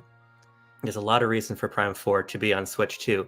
But I think that there's a sort of a issue here that retro is usually at the start of a generation, right? If you think about Metroid Prime, we're in 2002. If you think about Prime 3, it's 2007. This is at the beginning of a generation. So we're kind of accustomed to the idea that retro is at the front end, and they're there with the big, glossy, shiny game. I think the problem is that by merit of a development being restarted in 2019, retro wasn't given the chance in the Switch generation to inhabit their usual position, right? And I think that's throwing people for a loop. And I think that the timing coinciding with Switch 2 is doing the same. My worry with all the Switch 2 discussion is that we're building Prime up to be something more significant for the mass market than it is in reality. Because Metroid Prime 1 on GameCube was a big seller, but if you look at the best-selling Metroid games otherwise, you're looking at Dread at number 1, Prime at 2, the OG on NES at 3, Metroid 2 at 4, Metroid Fusion at 5, and Super Metroid at 6. 2D Metroid's the bigger series, and we're seeing a lot of the reaction to Prime 4's trailers, being that the game looks slow, the game looks boring. That's a pretty common sentiment online, and I think it's not Retro's fault. It's not the fault of Prime. I think it's the fault of positioning Metroid Prime as though it's this big mass market IP that, in my view, it just kind of isn't. Part of me wants this game to just come out on Switch 1 and succeed by the merit of the design, because I think that the attention that's being put on it in this narrative about Switch 2 is sort of taking away from what Retro is accomplishing here. So I would love to play the game on Switch 2, but I think that realistically, we're getting so clouded, I think, because of this restarted development cycle. We're getting so clouded by the potential to launch on Switch 2 that I think we're missing the reality of the fact that developing the Switch 2 version would be a big cost. I think releasing on just Switch 1 is a fundamentally different position than like a Breath of the Wild, wherein the game would have failed if only on Wii U. The idea that Tomodachi Life is still coming to Switch 1, the idea that that ZA is still coming to Switch 1, the fact that Furukawa predated really any Switch 2 conversation with the promise of backwards compatibility, to me suggests that they understand that Switch 1 games are going to continue to have a long life and continue to sell even in a Switch 2 environment. So I think that we also create this binary wherein if the game is not on Switch 2, it's not going to sell to Switch 2 players. So ultimately, yeah, I would love to play the best version of the game, but I don't think its success is contingent on that. And I also think that Prime 4 is going to just be a smaller game than a lot of people think it's going to be. Not based on its quality, but just based on the type of game it is. It's an intrinsically more niche title. Sure. I think you made some fantastic points, Abram. And if there's been any conversation to make me question my thoughts or feelings towards Prime 2, this is probably the one. But that being said, I agree. You know, Prime 4, it's not gonna be your Zelda, your Mario. Right, it's gonna be better. It's the GOAT. I agree. It is a GOAT. It is a GOAT title for sure. However, I do feel that Switch 2, at the very least, would give this title an opportunity to kind of spread its wings and soar better than the series has in the past. The Prime series specifically. I know the side scrollers do better. And one reason for that is if Nintendo's able to deliver a quality system that can put out AAA third-party titles day and date, get games like Final Fantasy VII Remake and Doom the Dark Ages and, you know, all those titles over, I think we're going to start to see adopters into the Nintendo ecosystem for the first time who skipped out on Switch. Even though Switch is all the buzz and one of the best-selling consoles of all time, there's still people like, it's a kid system. You know, I'll get a Steam Deck. You know, I think we're going to start to move away from that, you know, as we see these third parties starting to throw what once would be thought to be impossible ports at the system. I think that gives this, if it was, and now the biggest thing that you've made me feel iffy on is whether or not it's a launch game. And so I do think that ESRB rating, something that I hadn't personally thought about before, but I think that's a valid point that makes me kind of question. That being said, if they did manage to get this out launch and they do Mario Kart 9 or X or whatever they're going to call it. It'd be so. I'm not predicting that, but that's what I want the most. Well, it is the ultimate one because Mario Kart, it's a game you don't even need to market because everyone's going to buy the new Mario Just Kart. to be clear, I meant the ultimate 1-2 punch. Mario Kart and Metroid Prime 4 day one. That's like an ideal, because you have the ultimate single player game, the ultimate multiplayer game. Right. And they're so different from each other. Like, I don't think there would be like too much like clash in terms of sales. I think most people would be yeah. I don't think so at all. In fact, I think if that was the plan, everyone's going to get Switch 2 for Mario Kart. And then you're going to have the people who are like, okay, I've got this multiplayer game to play online and with my friends. But when I'm not playing a multiplayer game, what is there? And Prime's right there. And maybe if someone's like, you know, I've never played one of these. I know they're critical, like, you know, they look it up on Open Critic or Meta. Oh, snap. These games all are like 90 plus. Yeah, I'll check it out. Looks kind of cool. But I do want to add, because I know you said it's smaller than people are hoping for. If you mean by like game design and world design, I have seen people complain about that last trailer. A lot of people were expecting more of an open world Metroid. And I'm just going to say it right now. One of my biggest fears with Metroid Prime 4 is that they'd go open world. I've been praying this whole time, please, for the love of God. Dude, open world games now are a dime a dozen. We already got Zelda. You already got my takes later. Hold on. Metroid Let is me not finish. the open world. Let me finish. Let me put my heart on the table for you guys to chop up in a little bit. Well, I agree with you. Open world games are a dime a dozen right now. We already have Zelda, huge open world experience. We already have the Xenoblade games, huge open world experience. If anything, I feel like Mario would be the title to go more open world at least than Odyssey was. So we're getting that stuff. I think what's phenomenal about Metroid, and what I think of when I think about Metroid, is that Metroidvania game design. Incredible, intricate level design where you're rediscovering new locations and places you've been before, secret paths. When I think of like how big I'd like to see Metroid go, I think where I kind of cap out, at least at this point, is like Dark Souls 3, where it's got that incredible level design. You know, you have areas that loop back. You're like, oh my God, I'm at the start of the game. This connected all the way back there, but it still has some pretty big open zones that you can explore without giving you that Skyrim, Breath of the Wild type world. I don't think Metroid needs that. And I don't know what that would do for Metroid, honestly, that they can't do better keeping it a little bit more contained. Super hardcore puzzles. Now, that being said, I would love to see them speed up the game a little bit. I would love to see maybe some of that like Doom style intensity. Maybe you're grappling an enemy towards you and shooting them in the chest, at close range and stuff, and doing dashes, maybe even some wall running stuff, some acrobatics, that sort of stuff. I would love to see a little bit more Doom like, but I don't think Prime needs to go open world. I think throw in some open zones with intricate, perfect, beautiful level design, and I think you'll kill it. Sorry, I went on a rant, but no, that's okay. I know a lot of people, for at least from what I saw, were complaining that it looked linear. But like, dude, who's gonna sit here and tell me so that? I do want to kind of stop you, not because I don't want to talk about this, but because I want to save this stuff for a little bit later. Because the thing is, like, there are things you're saying, and I have a lot of thoughts on them, but I want to focus on just the cross generation stuff right now. Sure. Because there's a lot to get into.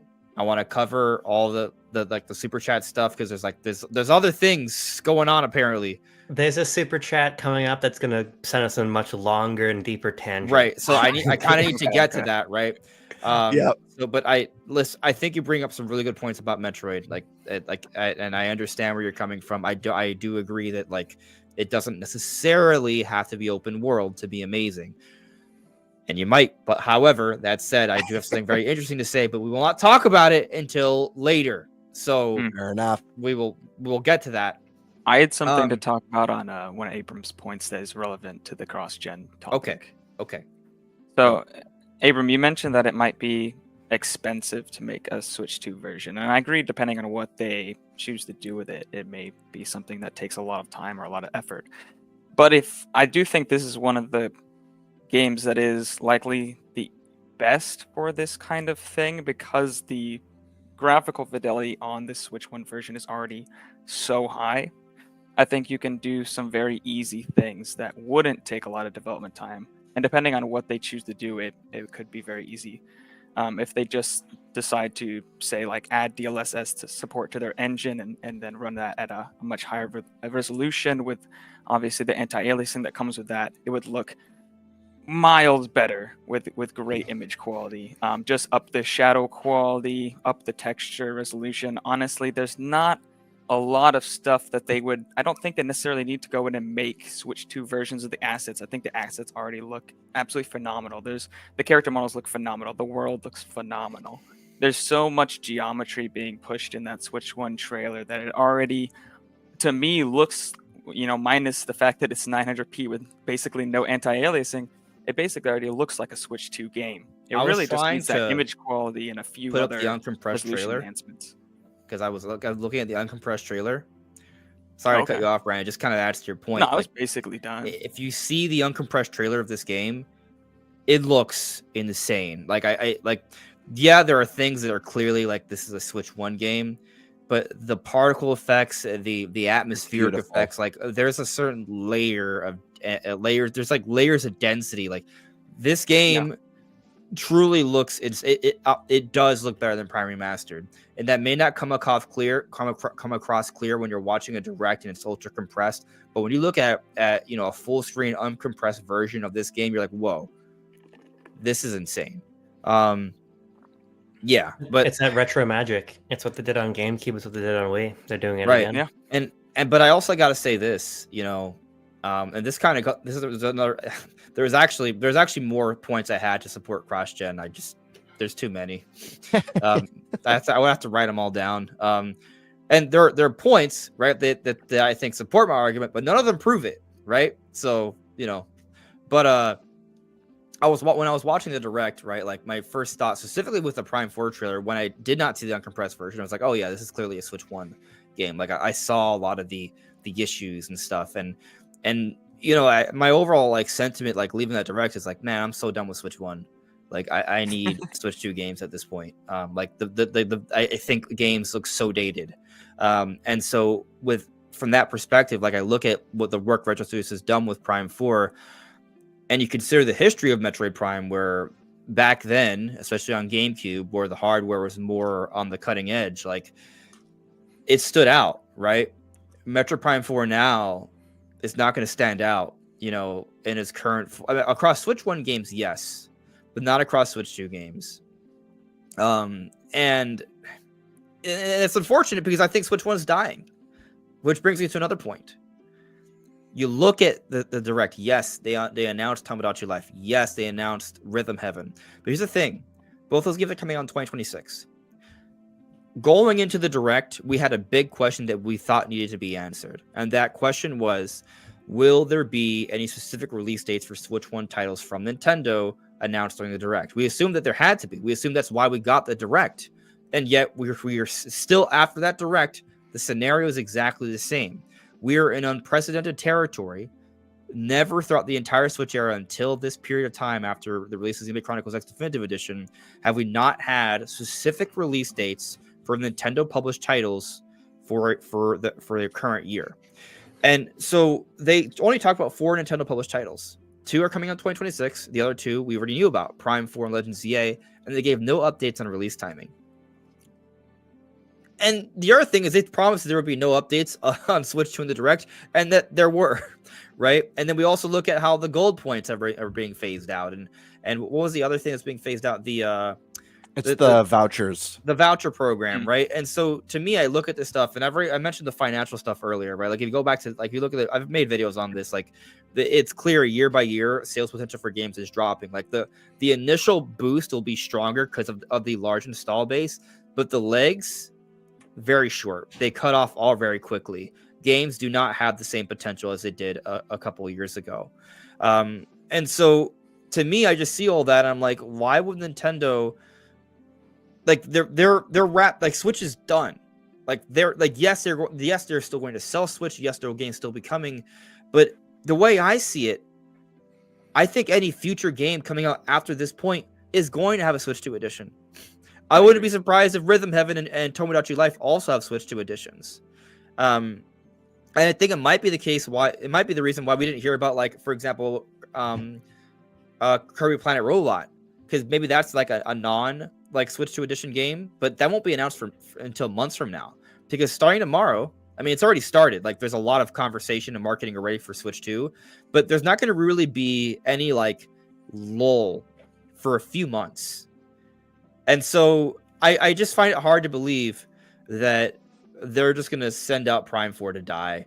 I don't think this is an ideal scenario for it. Like, if Prime 4 was ready in 2023, heck, maybe even last year, it might have worked. But I think this is too long. And I think you can make the argument that they've actually intentionally sat on Prime 4. This game might have been done for some time already. If it isn't even really that big of a game, why did it take them so long to make? I bring up the playtesting thing from early 2023. To me, it seems to make more sense that they have been saving intentionally for Switch 2. Now, that does not mean it will be a launch title, though, right? So I do, like, in that regard, like, it might not be a launch title. Like, that's kind of hard to prove. I think there's a good chance it is, but there's other possibilities. So yeah, I mean, I think it has to have a Switch 2 edition. I really do. I'd be completely shocked if it didn't have a Switch 2 edition. And I also think the game's not coming out that late, because we have Legends EA that's already coming out fall. I presume there would be a 3D Mario game for the holidays, right? So I already think that like the holidays are locked up. And another interesting thing, and obviously this isn't like the end all be all, but typically I think it makes more sense to think the games we know more about are going to come sooner than the games we know less about, right? We don't know anything about any Switch 2 games. We have like 10 seconds, maybe it's like a little bit more, but there's like 10 seconds of Mario Kart footage that's off screen. Like, I agree, there's a very strong argument to be made that that's going to be the launch title. I think that was my prediction, actually, that Mario Kart's going to be a launch title. At this point, I've gone back and forth for months, but given all the evidence we have now, Mario Kart makes the most sense for sure. But Metroid Prime 4 we know more of, which is still actually very little, by the way. I don't know if people realize that. They've only shown what's going to be happening like in the first hour of the game. It's very, very, very early on stuff. But point is, like, I think we shouldn't be thinking that it's far off. The rated pending thing, as we discussed, like it's something that I think we should keep in mind. Be like, all right, maybe this thing's not coming out tomorrow, but there's a lot of flexibility there. So, yeah, I think we're getting a Switch 2 edition. Maybe not a launch title, although I'm kind of hoping it is. I mean, I'm also hoping, in fairness, to be clear, Right. I want to play it right now. You said it clearly in your heart, you know. In my heart, yeah. That was another point I wanted to make. Like, I went through that whole thing. I was trying to force it out. If I'm rude, I'm sorry. But the only point I was trying to make from that is that I think it's something like something that we kind of forget about when we talk about like video games, right? We're trying to predict and analyze and theorize. At the end of the day, this is a company that wants to provide things that we want, because why else would we give them our money, right? They are in the business of entertaining us. And so if there's something that we all think makes sense and that we want, then there is a business reasoning behind that, right? Like the fact that this is an interesting conversation, the fact that this is one of the main talking points going into the Switch 2 Direct, I think that says a lot in and of itself. And I don't think Nintendo is completely unaware of that. Now, does that mean that it's enough for them to make that decision? I'm not saying that, but I'm saying it's just another thing we should maybe keep in mind. Anyway, I'm done like with this, but Brandon, you can obviously chime in. Right. I've been saying for a while that I think any game that comes out after Switch 2, even if it's for Switch 1 as well, will have some sort of Switch 2 version. Even if it's just basic, like, resolution increase. Like, oh, the Switch 2 version runs at 1440p and the Switch 1 version runs at 900p or whatever. I think that it doesn't really make much sense to not do that, because any sort of upgrade for Switch 2 incentivizes people to, get that version. And I think there is an element of people being like, oh, this game's just for Switch 1. I don't really care about it as much as the games that are coming out for Switch 2 that have enhancements. I just bought, a 4K system. I want to use it on my 4K TV, and then I want to play a game at 900p, I think even if it's just a little bit of incentive to get it, I think there's easy ways to increase. Like, increasing the resolution isn't going to take you a ton of dev time, a tiny bit of QA time to make sure the frame rate isn't like dying or something, and that's about it. Just give us the PC version. Basic upgrades to make the game look and run at least a little bit better on Switch 2. It just makes sense for every game that comes out. But hey, if you want to throw in some ray tracing, maybe for some larger titles where they're pushing graphics, maybe Prime 4, who knows? But I don't expect a lot of ray tracing or like huge new effects. But push out the draw distance. That's not that hard to do. Up the resolution. Maybe have a 60 FPS version of the game instead of 30 FPS. So these are all easy things that don't take that much development. You're time. speaking in general, not specifically on Prime 4, because not specifically on Prime 4, FPS regardless of platform. Right. I want a 4x3 480i version, so I feel like I'm playing it on GameCube. Without your CRT I like that TV. idea. Man, that'd be cool. I do like that. That would be Je- yeah, makes sense. Gentlemen, I'm gonna run real quick and grab my water. That's I all right. need fluids. I'll be. That's cool. I think we can move on from this, right? I feel like we've Yeah. spilled a lot of guts on this one. Ultimately, it just depends on what Nintendo does, which sometimes is extremely hard to predict. We'll know in less than 12 hours. Yeah. Ghost Wolf Saga with the super chat. Thank you for the super chat, Ghost Wolf Saga. Do you believe we will see Monolith Soft new IP codenamed Legacy? What better way to show off Switch 2 power than with a big open world JRPG? So we I did really talk a little hope bit so. about this, but I didn't say specifically if we would see it, right? I think I brought it up as like maybe like a Zelda spinoff. I think most likely it is not a Zelda spinoff, to be clear. But I did also mention that I am a little bit hesitant to predict Legacy in the direct because Xenoblade Chronicles X just came out. But there's a world where I think we are in the world where both games were developed side by side. But does that mean we see in the direct? I don't know, because it kind of comes down to, is it a 2025 release? If it's a 2025 release, then yes, I think it's in the direct. If it's not, then I don't think it's in the direct. Yeah, I'm skeptical of it being a 2025 game. I think it in 2026 makes a lot of sense. I err on the side of it not being there, but I think we'll see it and be playing it in the first 18 months of the system's life. I think it's possible that it could come out early 2026 and they still show it, even if it's not a huge blowout, if they just have a reveal. This is a big direct. I mean, when they first showed off show. Xenoblade Chronicles 2, they really didn't show much of it. It was just like a little teaser, and it came out nearly a year later there, shown off in January, came out December. That's nearly a year. So if it comes out early next year, about a year after the direct, I don't see why they can't give it a tease. Yeah. Cameron, is that a Banjo-Kazooie box that I see in the corner? Yeah, it's my little banjo. Light cool. Funko. Ah, okay. Love it. Now I know exactly what I'm looking at now. All right. Very That cool. might be the I didn't only even know Funko Pop I am interested in. I Yeah, didn't that's even know awesome. they made this thing, and I was randomly in a GameStop and saw it, and I was like, "Oh my god!" GameStop, awesome. I can't That is leave without amazing. it. So It's a must buy. Yeah. Yeah, that's like half of the store.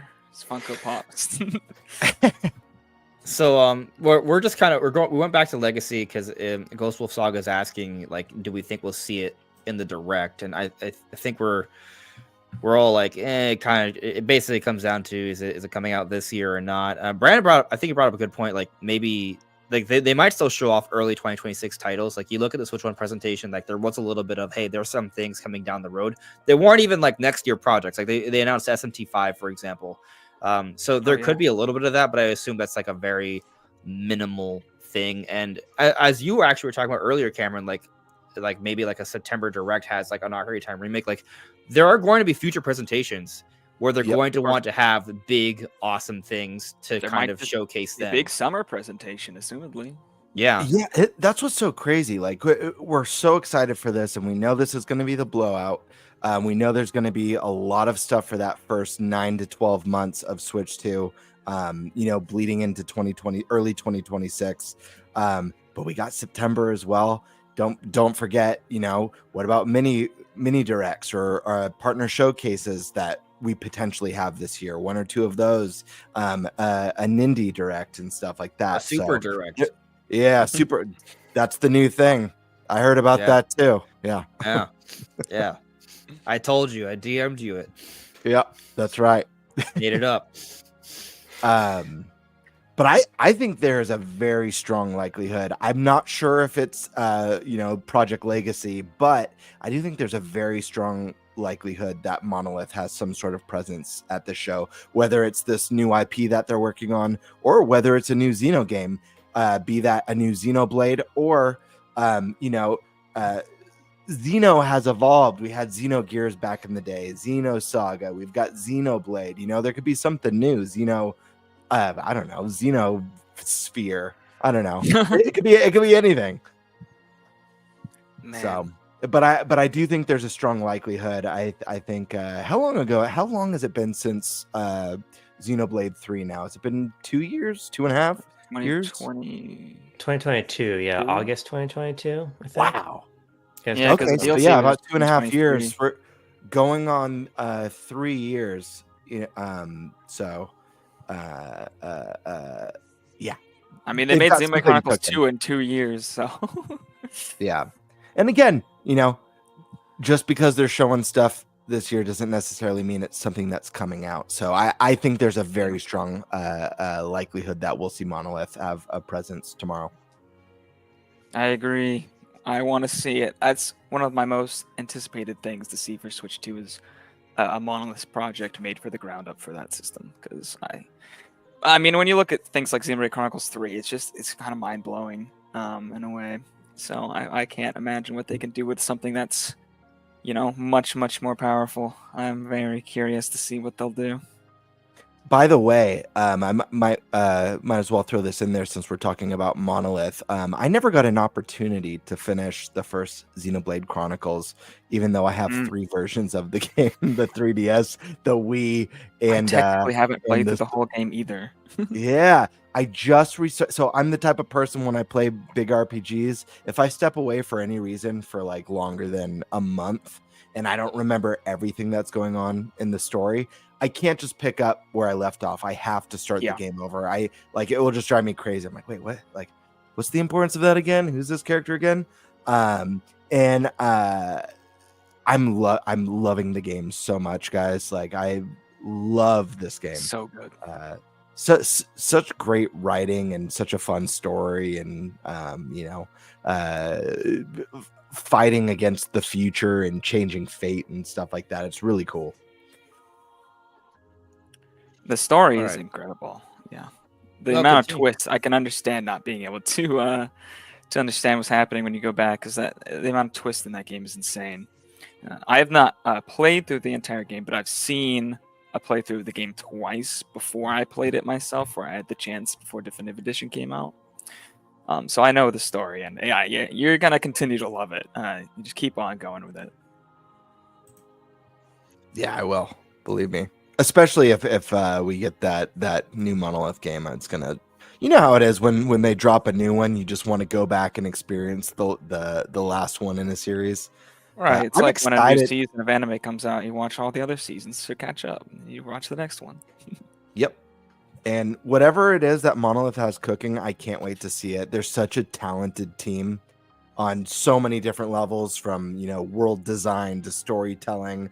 I think sometimes the combat could get a little convoluted in the Xenoblade, but that being said, I don't know. I think whatever we get next from them is going to be something very, very special. Like you said a moment ago, on more capable hardware where they get to really flex. Oh yeah. All right. I've been quiet a little bit because I've been trying to listen to the Nate the Hate thing about the next question. So Yes. I think we should just move on to that. Yes. I haven't heard the whole thing, but I think I've heard, and I mean, I probably haven't heard enough, but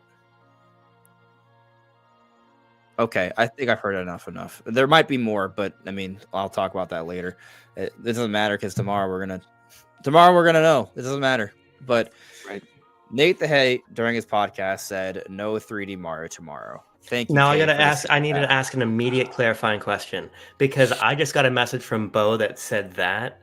Is this something that Nate knows or something that Nate thinks himself? Because I think that there's a big difference there. Very, very, very big difference. Yeah. And that's why I was trying to listen. And I've not heard the whole show. I only heard like a couple minutes, right? And he just said he predicted, and then Modern Vintage Gamer agreed, and then they talked about how they think the Direct is going to be focused on launch window. Now, I don't know if they go on to explain that they still think it's going to come out this year. MVG implied that we could still see 3D Mario in the June Direct. Nate didn't agree. I only heard like a couple minutes. There might be more that they say, but it sounds like this is just a prediction. And I want to point out, because a lot of people like to look at Nate the Hate's predictions and be like, oh, this is gospel. He's not saying he heard. He's saying he predicted. Those are two different things. And I understand that sometimes it's a little blurred because sometimes he does the informed speculation thing. And you're like, well, what does that informed speculation mean? Right? However, he also said that Metroid Prime 4 Beyond would not be in the June in the Direct last week, and it was. So, like, I think that's just his opinion, and I wouldn't be surprised if he recorded this. In fact, he actually probably did, knowing his recording habits from like how we've seen him do his things. He records these things not like he doesn't record them and then uploads them like immediately. Like there's at least like a night of editing, and so today Nintendo announced that the Switch 2 Direct is an hour long, and there's going to be 2 Treehouse like live streams. He might have been thinking that this is going to be smaller.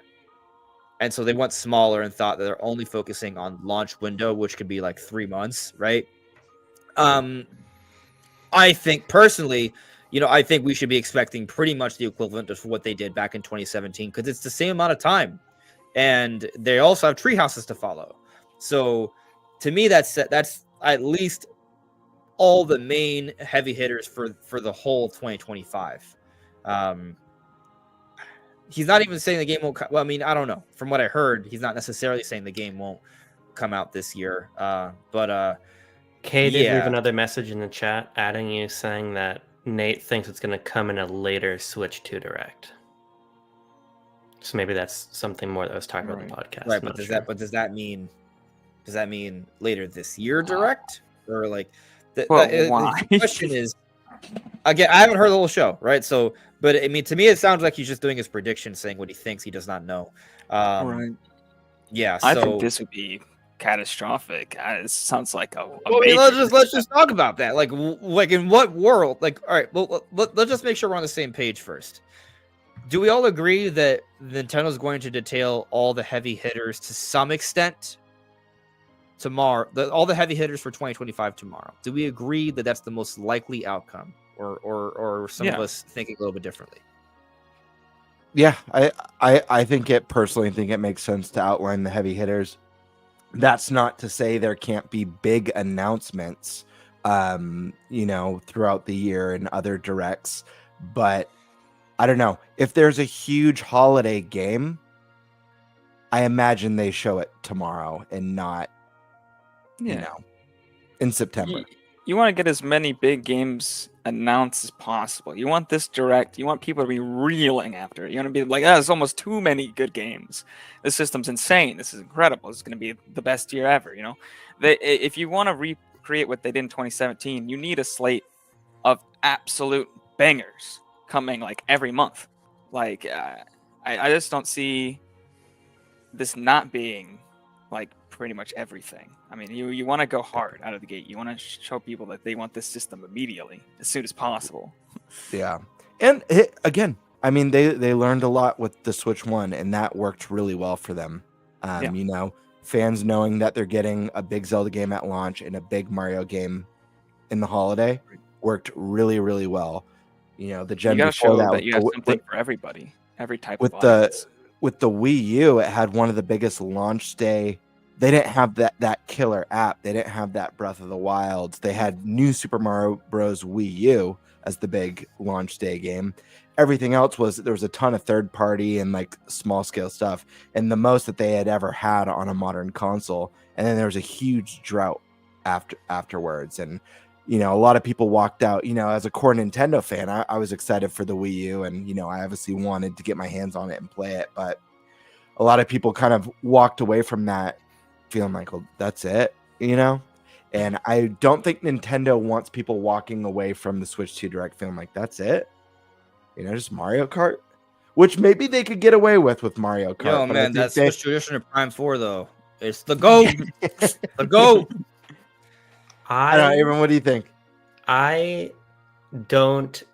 Here's what I think. I don't think they need to have 3D Mario tomorrow. And the reason I feel that way is because I think that there's a fundamental difference between where Nintendo is now and where they were going into 2017. And I think the sort of case they had to make for their relevance then is not the same case they have to make now. And I think that one problem that the early Switch generation had, specifically 2018, was a real lack of a significant title until really you got into the holiday frame with Mario Party, and then Pokemon, and then especially Smash Brothers. I'm of the opinion that 3D Mario would make for a really awesome Q2 game next year around the movie. Not the same week of the movie, but the same window as the movie. And I think that while we have seen Mario Kart and 3D Mario in the same year, twice actually, in 2017, but then also in 2011 on 3DS, I personally feel like Animal Crossing is a great fit for the holiday.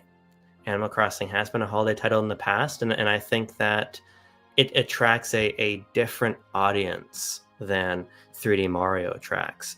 And I think that if you look at the example of Donkey Kong Country Returns HD, although we widely don't want to look at that as a massive title, and I don't completely understand why, it was harmonized so specifically with the opening of the theme park, which is a long-term revenue generation tool for Nintendo. I could see a world where they say, hey, we have Mario Kart that sort of fills that box for 2025. We're going to maybe show a 3D Mario in a June showcase and drop it in March, in that window where we've dropped a Breath of the Wild or a New Horizons. And we're going to put something else in the holiday. Nintendo EPD5, which is a team that makes both Splatoon and Animal Crossing, specifically the Animal Crossing side of that team, has been silent for so long. Now, obviously, EPD8 has as well, the team that makes 3D Mario. But I think that as a community, we've been so focused on the idea that it must be 3D Mario that I don't think we're asking, what if it isn't? I still think there's a strong chance for 3D Mario, but I think that ultimately Mario in October or Mario in March sort of fill similar niches, particularly because Nintendo loves that big Q2 game, to where I don't view 3D Mario as a certainty for tomorrow. So I want to say something. I'm still on Team 3D Mario tomorrow, but we'll see. I do kind of think there's something you're bringing up about the Mario team, right? Because EPD 8, right? Yeah. They haven't put out a whole-on new game. Like, they've done some support overseeing work with some smaller projects over the generation, but they haven't made they haven't put out a whole-on new game since 2017. And there's actually, there's been Donkey Kong rumors for years, right? Donkey Kong rumors linking to the Mario Odyssey team. But really, I personally think we're at a point where they could have made 2 whole games by this point, and we haven't seen any. I honestly would not be surprised if they've actually been developing both these games side by side. I'm not saying it's all one team. Like, there's crossover and support work, across the different studios, right? But I think there's a good chance that Donkey Kong could actually be in the Direct tomorrow instead of 3D Mario. There are rumors about it.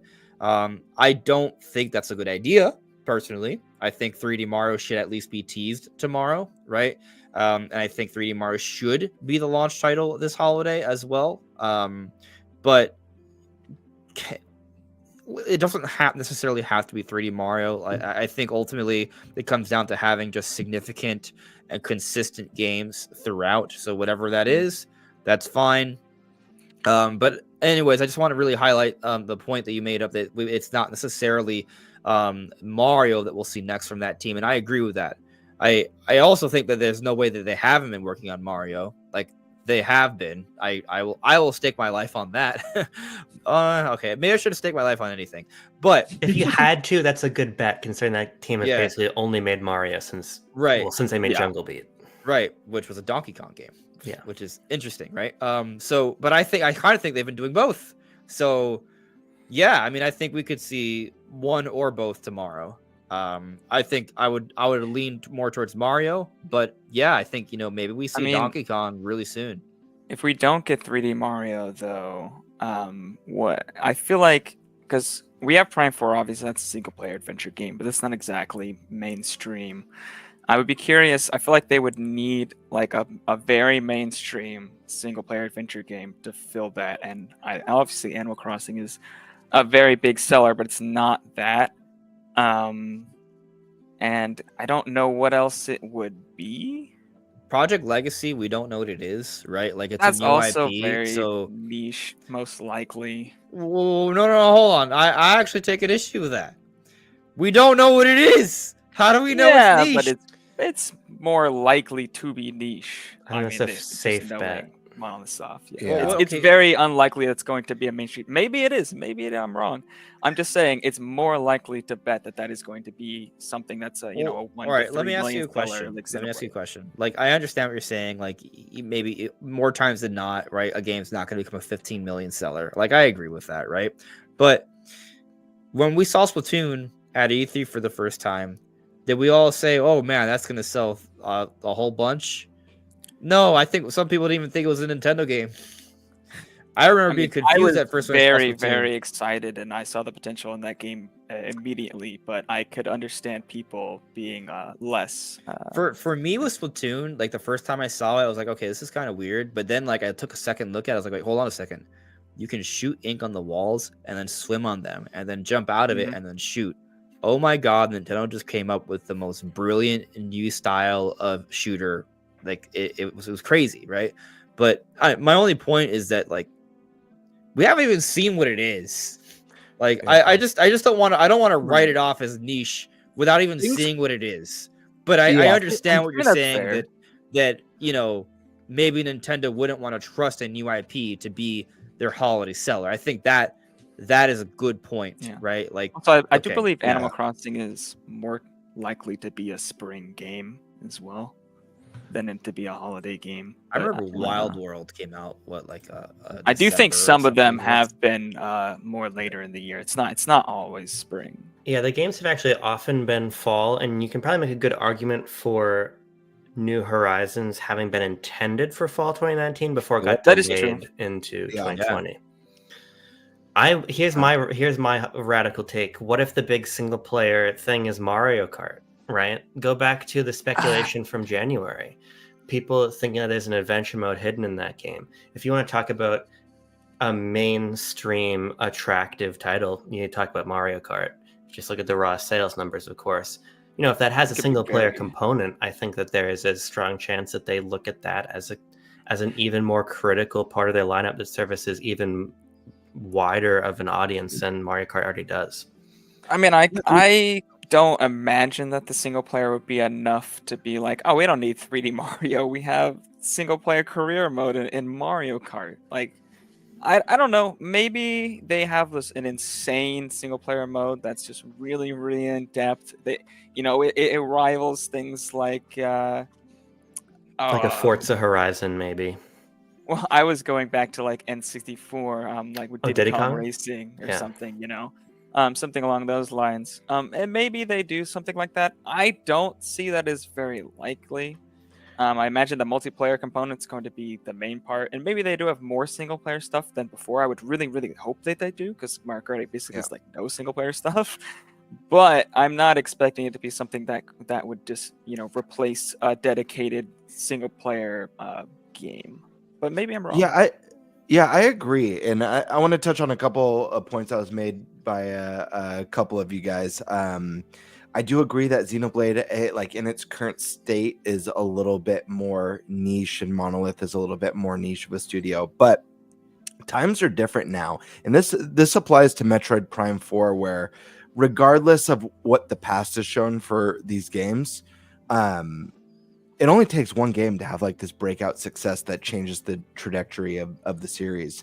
Especially game like if a new obviously Metroid Prime Remastered got glowing reviews and was one of the highest rated games of the year. But it's a remaster of an old game that a lot of people, considering the sales numbers, don't have nostalgia for. Now, a new title that can hit those same glowing critical reviews, be in the game of the year conversation, that could explode the series because people pay attention to that stuff now. I think of games like Baldur's Gate 3 that exploded, a very niche style D&D type, more of your tabletop RPG type game, as well as even the Souls series. It started with kind of a cult following, and now it's exploded. Elden Ring is massive. People are stoked for Night Rain. And another one that I'm surprised to see this happen to. It's a game series that I adore. It's one of my favorite of all time, the Yakuza series. Super Yes. niche. And then Infinite Wealth came out and was one of the highest rated games last year. And sales are doing really well. They're pumping those games out. So it's like never say never for Prime or for a new Xenoblade or new Just IP. for clarity's model. sake, like Yeah. Legacy is not a Xenoblade game, Right. from what we understand at least, course. right? So Right. that's why I'm like, hey, you never know. They might find a new audience with a different style of game. Right. It could totally happen. That being said, for those series, there's no precedent for it yet. Just being Sure. like this explosive thing doesn't Yeah. mean that there can't be. The other thing too is like I don't necessarily think 3D Mario has to be the big holiday game. I think it could come out before the holiday. It could come out late summer and crush it. I do expect to see the next 3D Mario tomorrow, but again, it's Nintendo. Stranger things have happened.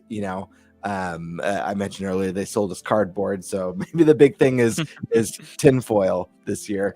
But I mean, that maybe we being don't said, even see that much of it. We didn't I mean, see I'm the only main gimmick expecting for a Mario teaser. Odyssey till E3. right, it could I'm be expecting tease. a teaser. That's it. One of the games, and I know I'm in the minority on this one. I put it on my bingo. I thought I would be the only one to put this on my bingo, but this is just a gut one. There's no stats or history to prove its existence. I think there's a strong likelihood that we'll see what's next for Star Fox, and I think Nintendo's Ooh. done a really good job at Hey. Hell yeah, there we go. I think Nintendo's done a really good job of kind of starting to reinvent the wheel with some of their games. They obviously did it with Zelda to wild success. We saw a little bit of that with Fire Emblem adding. There we go, with Fire Emblem adding some of the social elements, more like Persona with 3 houses. And Star Fox is one of those series that's really special, and they've held so tightly onto Star Fox 64, similar to how Nintendo has with Zelda and Ocarina of Time. And I think it's time they go, you know what? This is a special series with characters that are loved, but rehashing the same game over and over again is killing this franchise.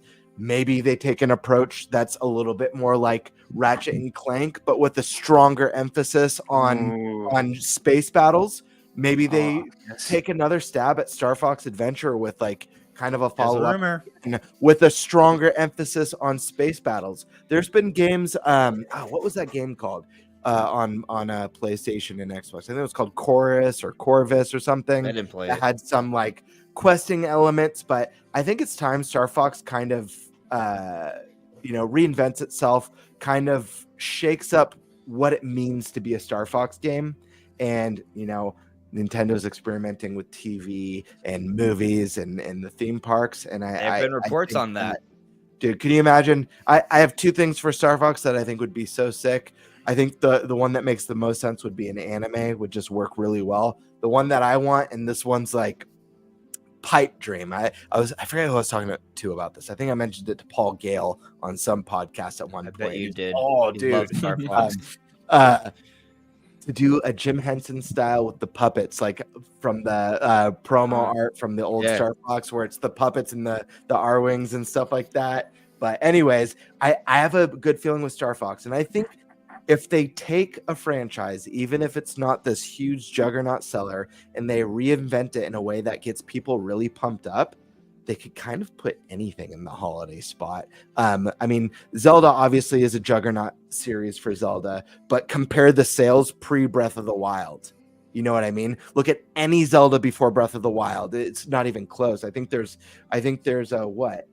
over 12 million unit difference between Breath of the Wild and what is it? Twilight Princess would be the next. No, Farm is It's a much way bigger bigger. I disparity. think Is it 18 million? Is it 20 like 18 something, I million? think. Yeah, It's- 22 million maybe even. It's huge, dude. Yeah. It's massive. Twilight So- Princess was like at 7.8 million or 8 million. Like, Yeah, yeah, there Breath we of the go. Wild is like what, 32 million or something. Like it's it's a huge disparity.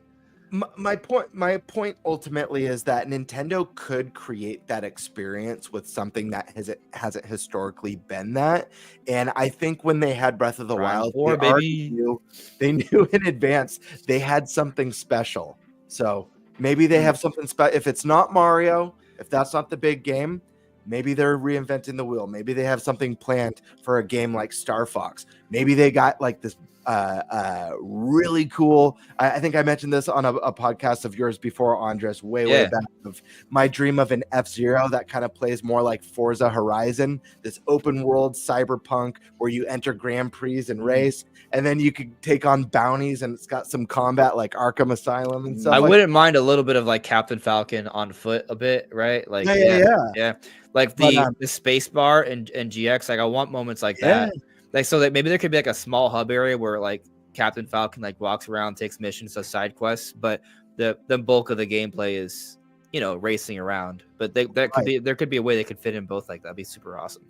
Exactly. And these are ways that like people bring up the conversation of, well, they can't do F-Zero because they already got Mario Kart and everyone loves Mario Kart. But like these are just even though the two racers are so wildly different, you know, a lot of people don't realize that. These are ways that Nintendo could be like, we got a really cool idea for this, and we think this is going to get people pumped. And if they do a good job, people are going to get pumped.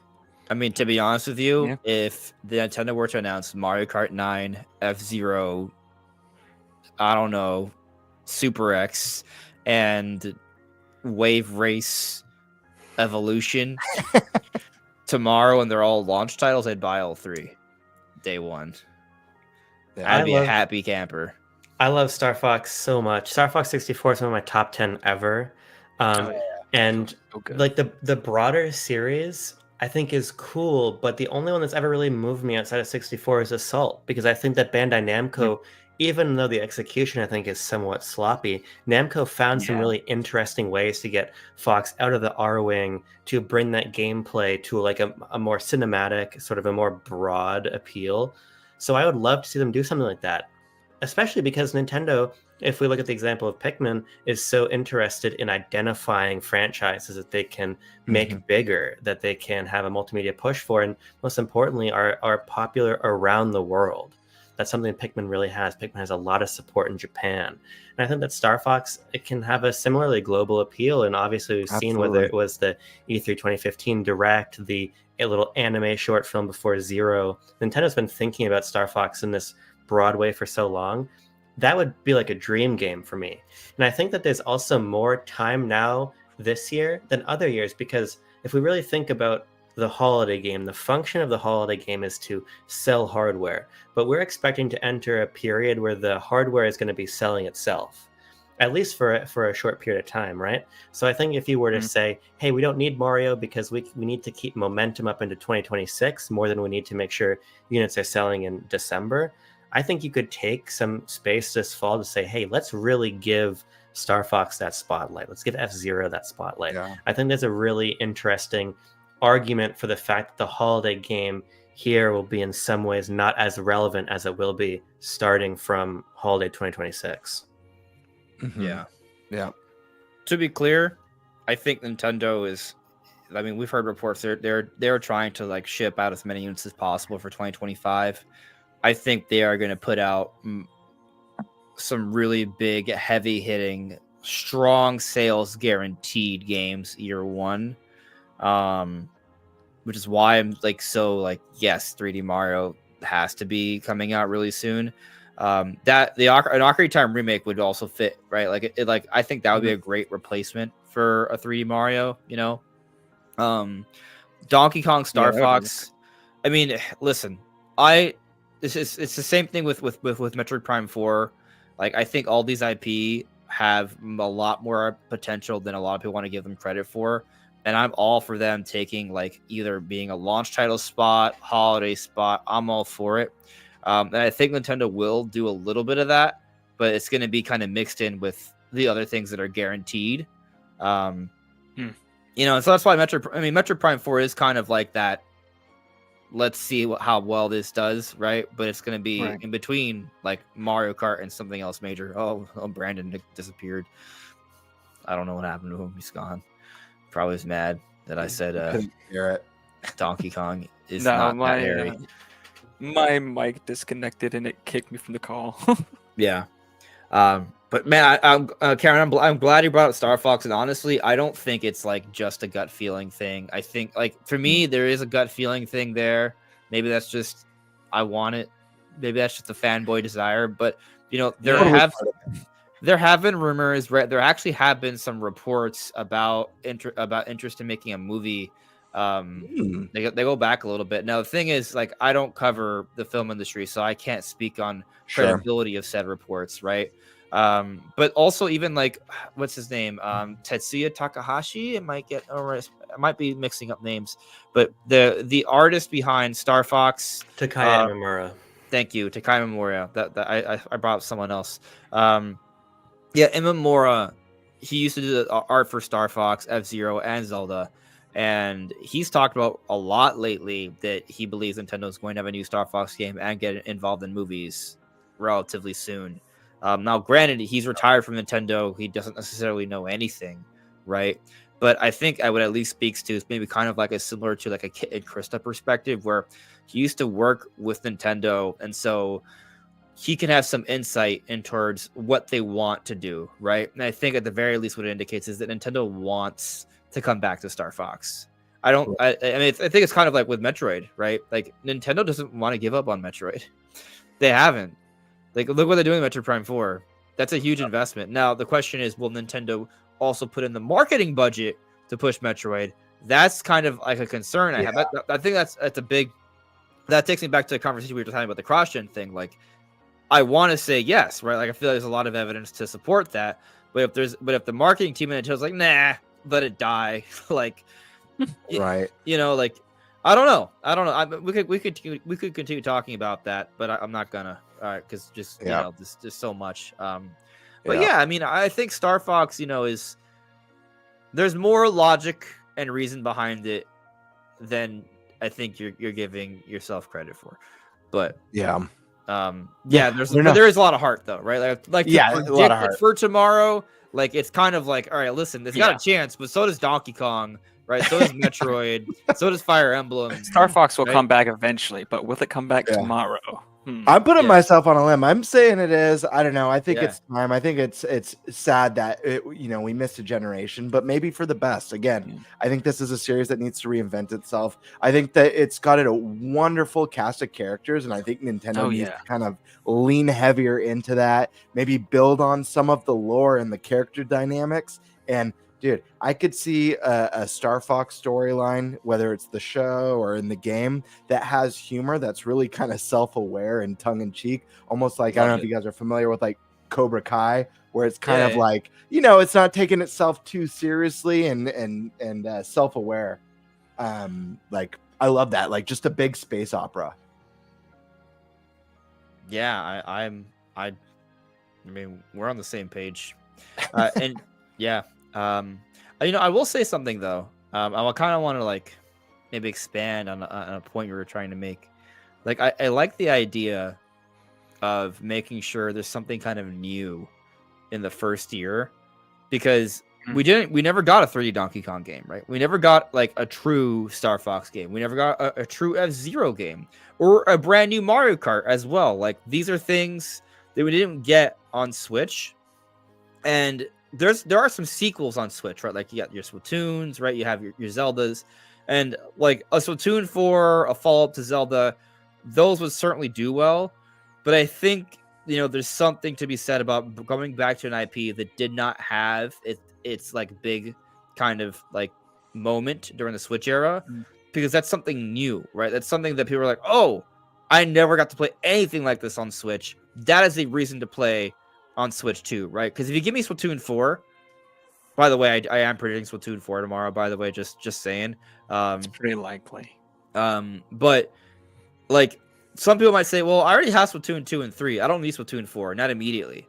But you put Star Fox or Donkey Kong in that director, like, bro, that hasn't been anything like that in decades. Let's freaking go. Yeah. Right? So I think that there's a little bit of that in there, which I think adds to the reason, like, hey, I think we should get something. Maybe it's not Star Fox, maybe it's not Donkey Kong, but I think there's got to be something from Nintendo in the Direct that we just haven't seen before. Like, something that's like new and refreshing, or at least long forgotten, It can't just be, hey, let's just rinse and repeat sequels for everything we did in 2017. Like, that'll do well, but I think there's got to be a little bit of refreshing in there on top of that.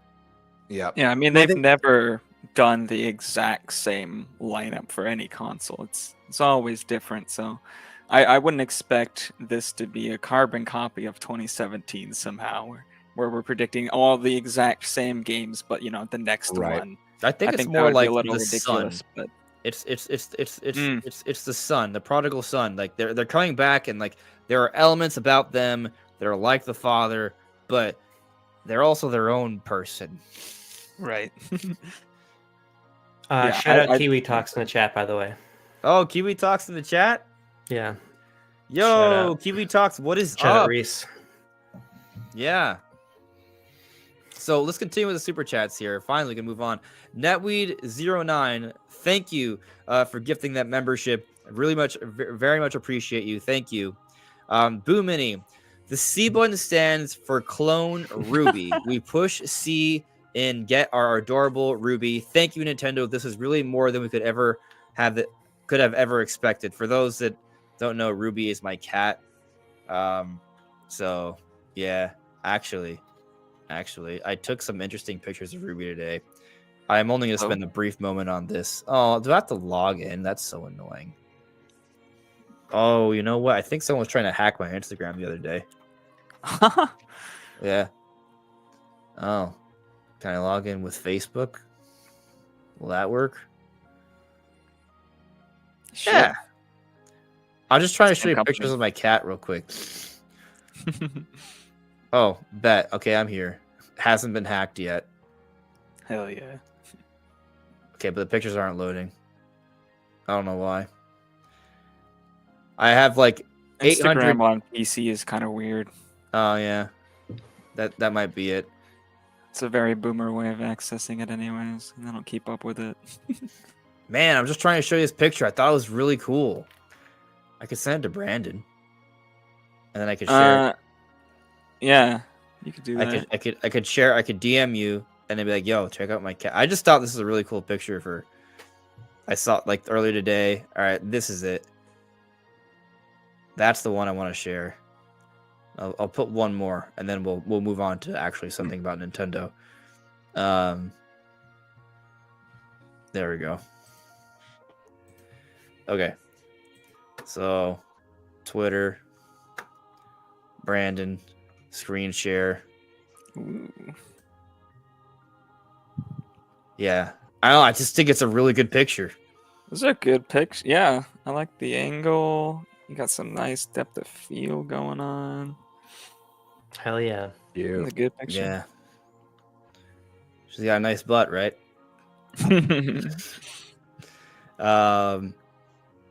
Yeah, I just thought she looks like you got like the sun, so I just thought it was cool. Oh wait, there was this one. Yeah, there's another. She looks so intimidating in the second one. Right. She actually looks like a god, She's not intimidating at all. Right? Like, but it's just like the thing about cat eyes is that sometimes they're like giant like orbs that are super cute, and then sometimes they're like little slits. Like it gives a very different like vibe. She just gives me like Egyptian cat god vibes. It's like worship me. Yeah. Anyways, thanks for looking at my cat. Yeah. Let's move on. Chrono Rig, thank you for the super chat. Hey guys, I was listening to the new Nate the Hate podcast, and he predicts there won't be any Mario 3D game tomorrow. Instead, it'll be in the next Switch 2 Direct. Your thoughts is a good idea. Well, Chrono Rig is saying it'll be next. So we actually talked about this like 15 minutes ago. Or maybe longer. Actually, it's been too long. I don't know. Time's been flying. I was supposed to end this 30 minutes ago, and I haven't even gotten to the thing I want to talk about the most. But I don't know. I think that's why we're talking about Star Fox, right? And Donkey Kong, because like, oh, what if there's not 3D Mario, right? Personally, my take is that if 3D Mario is coming out this year, it will be at least teased in the Direct. That's my take on the matter. If it's not coming out this year, which to me I would find surprising, but as Abram said, maybe it's being saved for closer to the Mario movie. Like maybe there's something to that idea. I could somewhat see that, but then there would have to be like a big holiday title. But I'm gonna move on from this because we kind of already talked about it. Taylor Plays, thank you for super chat. Will we see a cross-gen Zelda or Mario title? No. No. Personally, I don't think so. I don't think so, but I do think there's a good chance of a smaller Mario presentation in September for the actual anniversary, Sure. like how we had in what was it, 2020 or Yep. 2021? Yeah, It was 2020. 2020. Yeah. For the 35th anniversary, and I could see a Switch 1 Mario title that is also playable, obviously via Sure. back compat for Switch 2, but I don't think we'd see something like that tomorrow. Mario Galaxy 2. Does cross-gen count if something new Zelda or Mario comes to NSO? Does that count? I mean, I guess. A little. Wind Waker, GameCube, NSO. I actually think GameCube NSO would be exclusive to Switch 2. Probably. I would like that because it would imply they'd have to lie again, like when they said that regular 3DS couldn't run SNES games via Virtual Console, only new 3DS could. Because, like, what are you talking about, man? Of course. Right. I But I think can the see them problem watching it. with GameCube on Switch 1 mainly is just how much bigger the games are, and the way they have the app work is obviously all the games are just downloaded, and maybe they have you download games on an individual basis, but if they don't, that's going to be like a 30 gig app. It's going to be too big for base Switches to download without an expansion. Yeah. I'll say that, Also, so. the SEC filing we saw a few weeks ago for what might be a GameCube controller is a Switch 2 controller, right? So, I mean, it's possible it could still be compatible with Switch 1. So, Yeah. maybe. We'll see. Now, I do want to use this question to kind of speak on a particular like talking point when it comes to this stuff, and that's whether Mario Kart 9 specifically is a cross-generation title. I think we're all on the same page here because no one said that any major Mario Zelda games will be, but there are people who think it might be, and I personally don't agree because I just don't think that Nintendo you need to have exclusive games. I think Nintendo probably saw how things went down with PlayStation. They're like, no, they don't want to do exactly that. I mean, another thing is that we've already seen that there are going to be Switch 2 exclusive games. Like we go back to the Switch 2 Edition thing. There's also going to be Switch 2 exclusive games. And I just have a hard time believing that Mario Kart would not be an exclusive title, especially if we're also going to like talk up Metroid Prime 4. It'd be a big release this year for both Switch 1 and Switch 2. That's already a big cross-gen game. Pokemon Legends Z8 may also be a big cross-generation game. You need to have like just some straight up exclusive games. And going beyond that, like looking at the Mario Kart footage, I understand it's off screen. But when we've done like a deeper analysis on it, there are things about that footage that just straight up just don't look possible on Switch 1. And at first glance, some people might think it does look possible. I kind of see what you mean. It's almost like Mario Odyssey, but Kart. But the worlds are vastly larger. There's a lot of physical based rendering. There's a lot of interesting things going on there. You have 24 characters. The animation quality is on a whole other level. Like I just don't. I think they could make a version of the game that would work on Switch 1, but it would look quite a bit different than what we saw.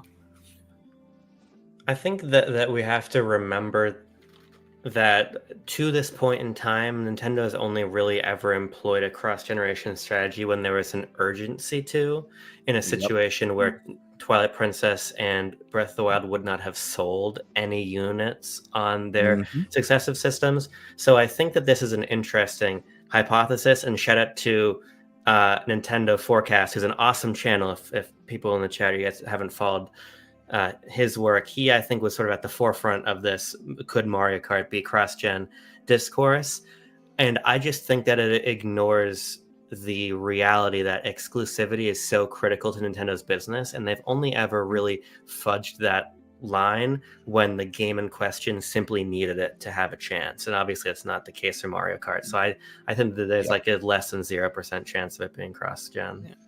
Yeah, I think you. You're telling me there's a chance, though. Less than. No, I think you nailed it. I don't think this game is going to be cross-gen. I'm trying to think of a single reason for it to be cross-gen, and I can't think of one. Because I want it, and I don't want to buy a new console. BS, dude. I'm calling out the BS. No, Mario Kart is the ultimate evergreen title for Nintendo. Like this game's gonna keep on selling. I mean, look at Mario Kart 8 Deluxe's sales. It's unstoppable. This is the game that's gonna push units. This is gonna be the game that they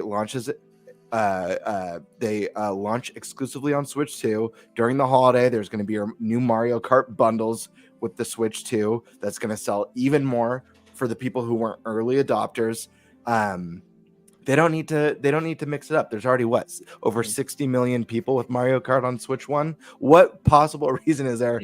And Switch 1, Switch 1, Mario Kart 8 Deluxe is probably has more tracks than the new Mario Kart is going to launch with, depending on what type of game this Mario. That'd be crazy. It has 96 tracks. I don't see how they can. What I think they might do though, and I don't think this will be announced tomorrow, but like closer to release, like there might be like a Mario Kart 9 Direct or something, or just an overview trailer. Like there's gonna have to be something else. But I would think that they will announce like an expansion pass, right? Maybe sure. It's and so they'll just kind of explain, hey, we're going to be adding like waves for a few years. Yeah, they might not confirm a few years initially, but that's kind of what I think they're going to do. Like, we had a Fires Pass Volume 1 and 2. Maybe like that for Mario Kart for like a couple of years. We're just gonna be getting like Mario Kart tracks and updates. I actually hope it's longer than 2 years. I hope it's like the whole gen. Like I do too. Yeah, no, yeah. I think that makes a lot of sense, and I think it kind of reminds me of the way things went down with Smash Brothers, where it almost kind of turned into an event. People getting excited, not only to see what the new courses are going to be coming to Mario Kart 8 Deluxe, but also like what are they bringing back? What are they remastering for the game? So it kind of again, while not reaching the same heights as like those Smash character reveals, kind of was like an event in and of itself, building up excitement, what's coming next. And I think Mario Kart 8 Deluxe is one of the best DLC packages out there. You basically doubled the size of the game for a wonderful price. And if you're an expansion pass holder, you just get all the tracks and characters and stuff. So there's zero reason to have it on Switch 1. And I think quantity isn't everything. There's a lot of things that they could do to make this new game more enticing, more open world tracks with more branching pathways and secrets and shortcuts and routes and stuff like that, as well as a more dense and feature rich story mode, maybe some boss races. You have multiple worlds and stuff or zones that you go to when you get to the end of that single player cup. You do a boss race and stuff. So there's a lot of cool stuff they could do. They could even add a almost like a battle royale multiplayer mode. Every lap, the last 5 people in the race are eliminated. So there's a lot of really cool stuff. I mentioned this with Smash Brothers. Like they don't have to top the quantity of Smash Ultimate. They just need to kind of reinvent the wheel a little bit, do a soft reboot. Yeah, like you story give a story that's bigger and better than Subspace Emissary. There's ways to make something feel new and fresh and then add on, grow the roster, grow the stages. So Mario Kart can do that. It doesn't need no Switch 1 to do it. This would be a very weird game to be cross-gen, because unlike with other cross-gen titles like Twilight Princess on the Wii and GameCube, or Breath of the Wild on the Wii U and Switch, last time it was like the likelihood that you were buying the version of the game on the old system was extremely low, because not many people owned those systems, and the hype for them was basically dead, right? So this time around, it'd be weird to have your launch game, assuming Mario Kart is the launch game. It'd be weird to have that launch game, probably the biggest one that you have at launch. On launch day, at least, be cross-gen. It's like, why would I buy a Switch 2 if I can just play the game on Switch 1, the biggest game that you have for the platform at this time? It would be very weird. And it would be a weird situation where Switch 1 would likely be the bigger version at first, and with more sales, actually, on Switch 1 than Switch 2 initially, I would assume. It might actually hurt Switch 2. I actually like what Abram brought up earlier. Like, you look at the two situations where Nintendo's done cross-gen, and I think most of us agree that cross-gen is going to be a bigger deal now. But like in the case of Twilight Princess and Breath of the Wild, Nintendo promised versions of those games to the prior generation, so Nintendo was kind of stuck. They had to have versions for. They couldn't be like, "Hey, we're just canceling this version and making a next gen version." No, they couldn't do that. So they had to kind of do cross gen. It would be kind of like Nintendo, like, hey, you know what? We're perfectly positioned to release this new Mario Kart game for our next generation console. Let's shoot ourselves in the foot. I don't think they're gonna do that. I think if anything, the Booster Course Pass was kind of like maybe they're at a point like, hey, we're not gonna release a new Mario Kart for this console. Let's give them this instead. Right. Yeah. Moving on. We've caught to super chats. The super chats became the podcast, which is totally fine because we kind of covered a lot of the big topics we wanted to cover anyway. Yeah, great questions in there. Yeah. Great questions tonight. Yeah. Boo Mini, how long will the stream go till? Forever. No. Honestly, probably should end relatively soon, but there's still a big thing I want to talk about, so I don't know how long it's actually going to go, to be honest with you. But we are moving to that big thing soon. It is about Metroid Prime 4, lore and theory. And then we'll do some final Q&A, and this stream's going to still be way too long. I had saw a question from the question mark man. Hey Andres, what do you think that new Mario Kart could be called? And my first thought was Mario Kart 9, but then my second thought was Mario Kart X because it's Mario Kart 10. And then I was like, oh, you know what? I don't know. But what if they don't give it a number at all? And what if they kind of give it a name that's like some sort of subtitle to sort of like suggest what, something about the game, right? And looking at what we know so far, the maps look pretty expansive. I think I even see like alternate paths potentially. Like they look very large. Like I don't want to say, like I'm hesitant to say open world, but they might be. It could be Mario Kart Horizons or something. I don't think they would give it that subtitle because obviously that's copying another racing series from another company. But what if it is something to that idea though? Like what if it's like Mario Kart Adventure or Mario Kart Journeys, or which I feel like there have been a lot of fan names for like the next Mario Odyssey, but maybe something to that effect, like Mario Kart Expanse, or which might sound dumb, but that's maybe why they give it that name if you think about it. Until sometimes just weird names are like, why did they do that? And eventually we just kind of accept it and it makes sense. Yeah. I'm calling it right now. Mario Kart Wrath of Heaven. That's gonna be it's gonna be minor tweak. Mario Kart Wrath of the Heaven. Yeah, the heavens plural, because that'll get more people excited. Yeah, that would make sense. Mario Kart Kill God. That's pretty dark.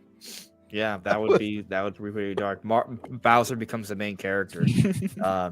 Yeah, and when I say Bowser, I mean Doug Bowser. Gosh. Yeah. I am not going to do an all-nighter, guys. No. I was actually very surprised. You guys chose to care about my health and well-being. And what that poll earlier, which got 438 votes, I asked how long should the pre-show be tomorrow morning. The least chosen option was start 3 hours before the show. That was at 7%. The second least chosen was start 2 hours before the show. The second that was at 8%. The second most popular option was to never end this one. So this one here, just go on forever until that would be insane. Also, the software I'm using now wouldn't work for actually like doing it. Yeah. So it wouldn't actually be possible. I would have to restart the stream. But the most popular option, start 1 hour before the show, is 65%. I actually think it rounds down. It's just weird. I always mention this. So it's actually probably 66. But yes, thank you for caring for my health and wanting me to sleep and focus on the analysis videos after the live stream tomorrow. So will I actually do an hour tomorrow? We'll see what happens. I don't know. Maybe I'll wake up at 4 a.m. and just go. Probably not, but I'll definitely be considering this, and I may make more healthy, practical choices, but no promises. But I do want to note we have a current new poll going on, And the current new poll, I simply asked Prime 4 tomorrow. We currently have 161 votes, 162 votes. And Prime 77% have currently said yes. So I hope. And as we're we right. know, these polls decide the future. Right. Yes, that's exactly. I have heard the that case. somewhere. Yes, Somewhere yes. in our hearts. Hmm. Yeah. I didn't know, but yes. The prophecy. Yes. I like what Kiwi Talks said here earlier. Prime 4 needs to sell close to 5 million to break even. There's no way it's not on Switch 2 as well. Otherwise, it will have a similar fate to Samus Returns. I think that's interesting to bring up for a few reasons. One, I've actually kind of, without knowing the exact budget, I've just kind of thought, 5 million kind of seems like what they should at least hit for it to be considered somewhat successful. I think anything under that, they would be like, all right, that seems a little underwhelming. But I think the more perhaps the other thing that's kind of like really intriguing me about this point you're bringing up is that Samus Returns, because I remember back in 2017 with Samus Returns, for me it was a swan song of the 3DS. It was the one game I played that year for 3DS, and I was like, myself and many others kept saying like, hey, we really wish there was a Switch version of this, right? We never got that, and Samus Returns didn't do well. I think it kind of goes back to the point I was making earlier. Like, as we progress later and later, Prime 4's potential to succeed on Switch dampens. I understand people look at the install base, but look at the install base. But here's the other thing: the install base starts to care less and less about playing games on the console. I want to tell you something. Where's my Switch? I'm not going to show it to you. It's something should not be shown. My Switch. It's too grotesque. My Switch, I can no longer play Xenoblade Chronicles X or any sort of ambitious open world game on it for more than 15 minutes at a time. The fan is done, right? The great vent is broken. There's a hole in it that I don't know how that happened. I'm not this bad with my technology. It somehow still works. The battery totally died actually a few months ago. I had to replace the battery. I took everything out. I replaced the battery. Like, this thing is just, I've basically played this thing until the wheels have fallen off. Like, the fan has stopped working. It's just been used that much. I'm ready to move on, and I want to play Metroid Prime 4 on my Switch 2, and I will be able to through backwards compatibility, but I just hope that there's an enhanced version of it. Anyways, I will use this as a moment, as a nice transitioning point to talking about Prime 4, not as a cross-gen game, because we kind of talked about that for like half an hour already, and more just now. But as the lore, I want to talk about the lore, our theories, what we make of the trailers, everything else outside the cross-generation conversation for Prime 4. And like I was talking about earlier, the more and more I look at this game, the more and more I look at that uncompressed trailer, I see so much about this game. I am hyped. And so I'm going to just throw out something at you guys. Did you guys notice that the Metroids are actually possessing things? They're like, or becoming, they're either possessing or fusing. Maybe more like fusing into other creatures or characters in the trailer. Wait, where do we see this in the trailer? I'm gonna pull the trailer up. Pretty late. Do you remember the point where they show the Metroid? Yeah. So if you go there, like the next frame, like the next scene, you'll see like a bluish nucleus with like a bluish membrane with that sort of brainy nucleus kind of coming out of something, and that's right after we see the Metroid flying in.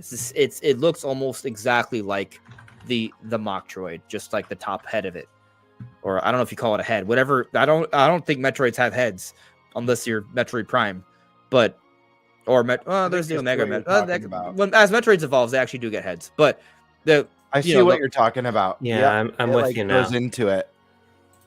Yeah. Maybe I can put up that looks just like that is the Metroid head. Let me show you guys. I'm gonna share a screenshot for Or everyone. the Metroid jelly, whatever it is. Yeah. And actually, Carvex might Yeah, also there's be a a giant giant one. Moxtra. That one I'm not as confident about, but it does seemingly appear to be similar. It has like the red kind of brainy like substance on the inside with the jelly Yeah. on the It- outside. it's Yeah. it's an interesting coincidence, especially because I think all of these are like in sequential order at the end of the trailer. It's hard to tell also, like, is if it's infecting that space pirate, because the way the trailer is cut. I don't. can't quite Yeah, tell. I mean the thing is, there can always be trailer trickery, right? Yeah. But I don't know. It's a good question. Maybe it's easier if I screen share this. Actually, that's probably the best way to kind of go through different things in the trailer instead of creating one screenshot and uploading that one screenshot. Yeah, I think that would make more sense. All right, so hold on. I am just kind of setting things up so I can kind of scan through this a little bit more easily. All right. Hopefully that makes it easier. Okay. All right. Okay, this should be okay. Maybe. Share screen. Window. Okay. This is good enough, right? Yeah. So what we're talking about, so this is Carvex, right? This is a boss fight. As you see here, it has a similar, this is not what I was speaking about, but it is similar. Okay, it was before that point. Oh, there it is. Yeah, we were right there. All right, so here we go, right? This is a Mocktroid, by the way, not a Metroid, because it has one nucleus, not three. And by the way, this scene right here is from the first trailer. If you remember that green room at the end with Silex, this is that. Also, these are the space pirate ships we also see in the sky. So this is presumably the end of that section or a cutscene in that section from the first trailer, which I believe is the beginning of the game. But we see this Mocktroid coming in, and it looks awesome, by the way. And then all of a sudden, I do not know what this is. I do not know what this is, but it's clearly some sort of organic material. And you see something starting to come out. And what is it? That's the top of the same freaking Metroid that just flew down. Like, look at that. You see that? Look at that sort of brainy thing there and the bluish, like, kind of membrane, right? Bluish membrane, brainy thing. It's the same thing.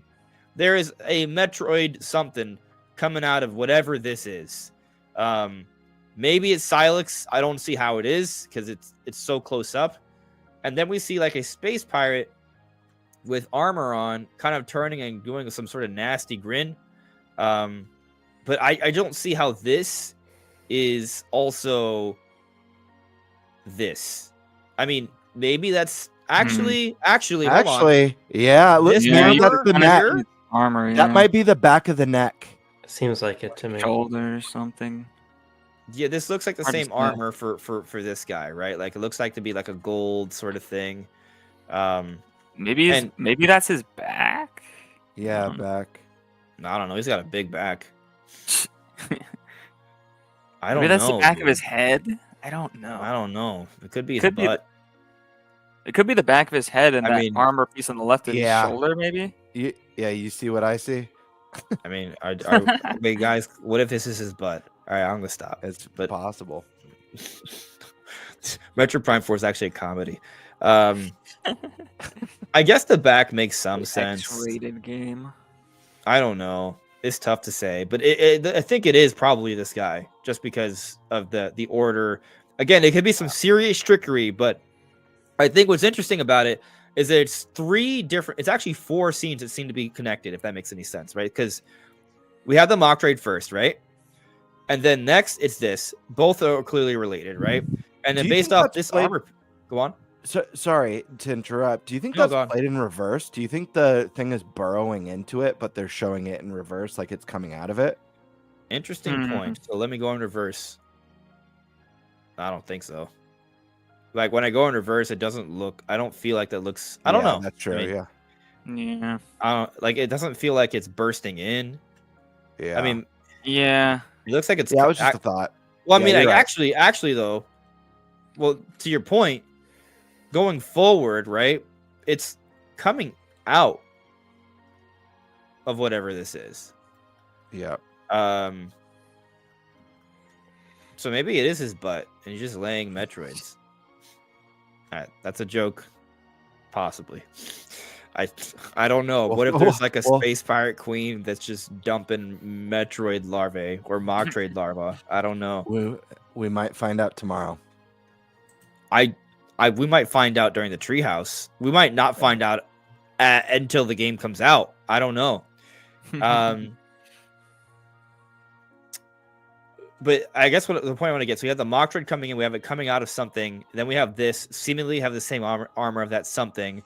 And then here is probably the first boss we fight on Veros, right? It has a lot of Flagger vibes. What? Yeah, it reminds me of that. Looks like one too, like a fat one. It does. Actually, I mean, this is not a normal plant. Like, look how it has like. Look when it gets. No, hit. it's like half bug. It's like half bug, maybe. Oh, you know what? What if? All right. We already know that Metroids have a propensity to mutate, right? So what if the Moctroids, which are partially Metroids, right? They fuse with different organisms in the game, and then they mutate into something else. From that perspective, this makes the most sense, right? Because otherwise, this would just be a coincidence then. That it has a very seeming like that looks like a piece of a Moctroid, like a giant one, which we haven't seen anything that big before, right? But everything else about it looks weird. But if we assume this fused with some kind of plant and then mutated, this starts to make a little bit more sense because it's not a plant. It's like plant-like, but also bug-like, as Brandon brought up. Like it has like the it's weird. Yeah. So a mutation based off like, Moctroid fusion. Oh, and look at this, like the saliva. Plant. Yeah, it's like a Venus flytrap. Yeah. Plus evil bug plus Moctroid demon fusion. Plus Flagger baby. Although Flagger was like a bug plant too, though. Yeah. Right. Yeah. It was. So this is just like a different kind of bug. Yeah. So I don't know. Like I think this. I mean, I don't know, but I actually feel like I can say with confidence that there is like Moctroid fusion mutations going on. Can you go forward just a little bit, Andres, on that? I think it was forward. Oh man, I just love looking through this stuff. I'm having such when a it good time shows right like now. the back of it. Does it look like it's coming out of the back too? Actually, it does. Yeah, I see. It could just be one fat thing, but yeah, it also could be a second one. Like it doesn't have to be an orb, right? Like we assume it has to be an orb, but I mean, it might just have multiple weak points. Or actually, idea. What if it's a multi-Moctroid? multiple because it's a bigger species. Multiple. Yeah, it doesn't have to just be one. Yeah, I'm trying to look at the beginning here if we get anything from. I mean, it's covered in plant stuff. This feels like maybe more of an obvious tease than I think we thought before. So, yeah. Anyway, I remain convinced on this point. So, I think that yeah. Any counterpoints? No, not to that. That no. Seems like that's what's being teased here. Yeah, I will note we do have 2 energy tanks, so this is probably at the end of whatever this section is. I do want to compliment the UI in this game too. It looks nice. They found a way to like. It's like nice and clean. It's very clean.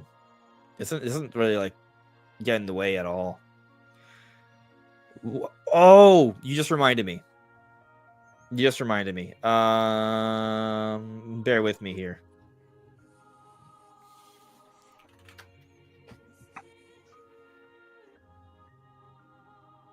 Okay. I want to point something out here. You're like seeing me like do like really sloppy edits on the fly. Dude, you should see the timeline for the video I'm making. A video I'm making for tomorrow. It's Oh, you want to see the it'll give timeline you- for today's video? It's right there. Whoa. I didn't even create another file. yeah. That's nothing compared to some of the timelines I've been working on. Not lately, but like any of Yeah. my graphics comparisons, brother. Anyway, Oh my god. yeah, I mean those get intense.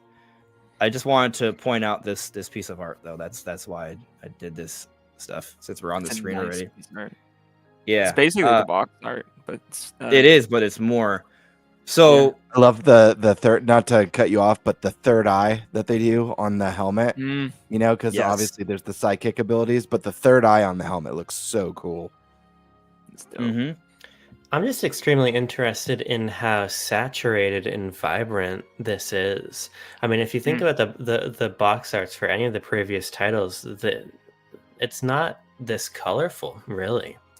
And I'm curious to what extent that is going to be reflected in the tone of the game at all. I mean, it's not like we're going to have a colorful and happy Metroid Prime game, but I'm just interested in this as the foot forward. This is the first image you see when you pick up the game. I think it's quite striking. It feels like it represents kind of a difference from the past games while still having Sure. clear continuity with them. It's interesting because Yeah. the game itself is not super saturated, I would say. It's not. It's obviously very Yeah. colorful, but not in the same type of super saturated color we're seeing in this image necessarily. It's a little more. I mean, I think the purple, the strong use of purples is. I mean, I think it's a great color choice given one of the new themes of the game is the psychic abilities, and you know, if I had to choose a color to represent like the psych magic or like you know those sorts of arts, purples and pinks is usually what I imagine. So Yeah. Yeah. but yeah, Um, that's interesting.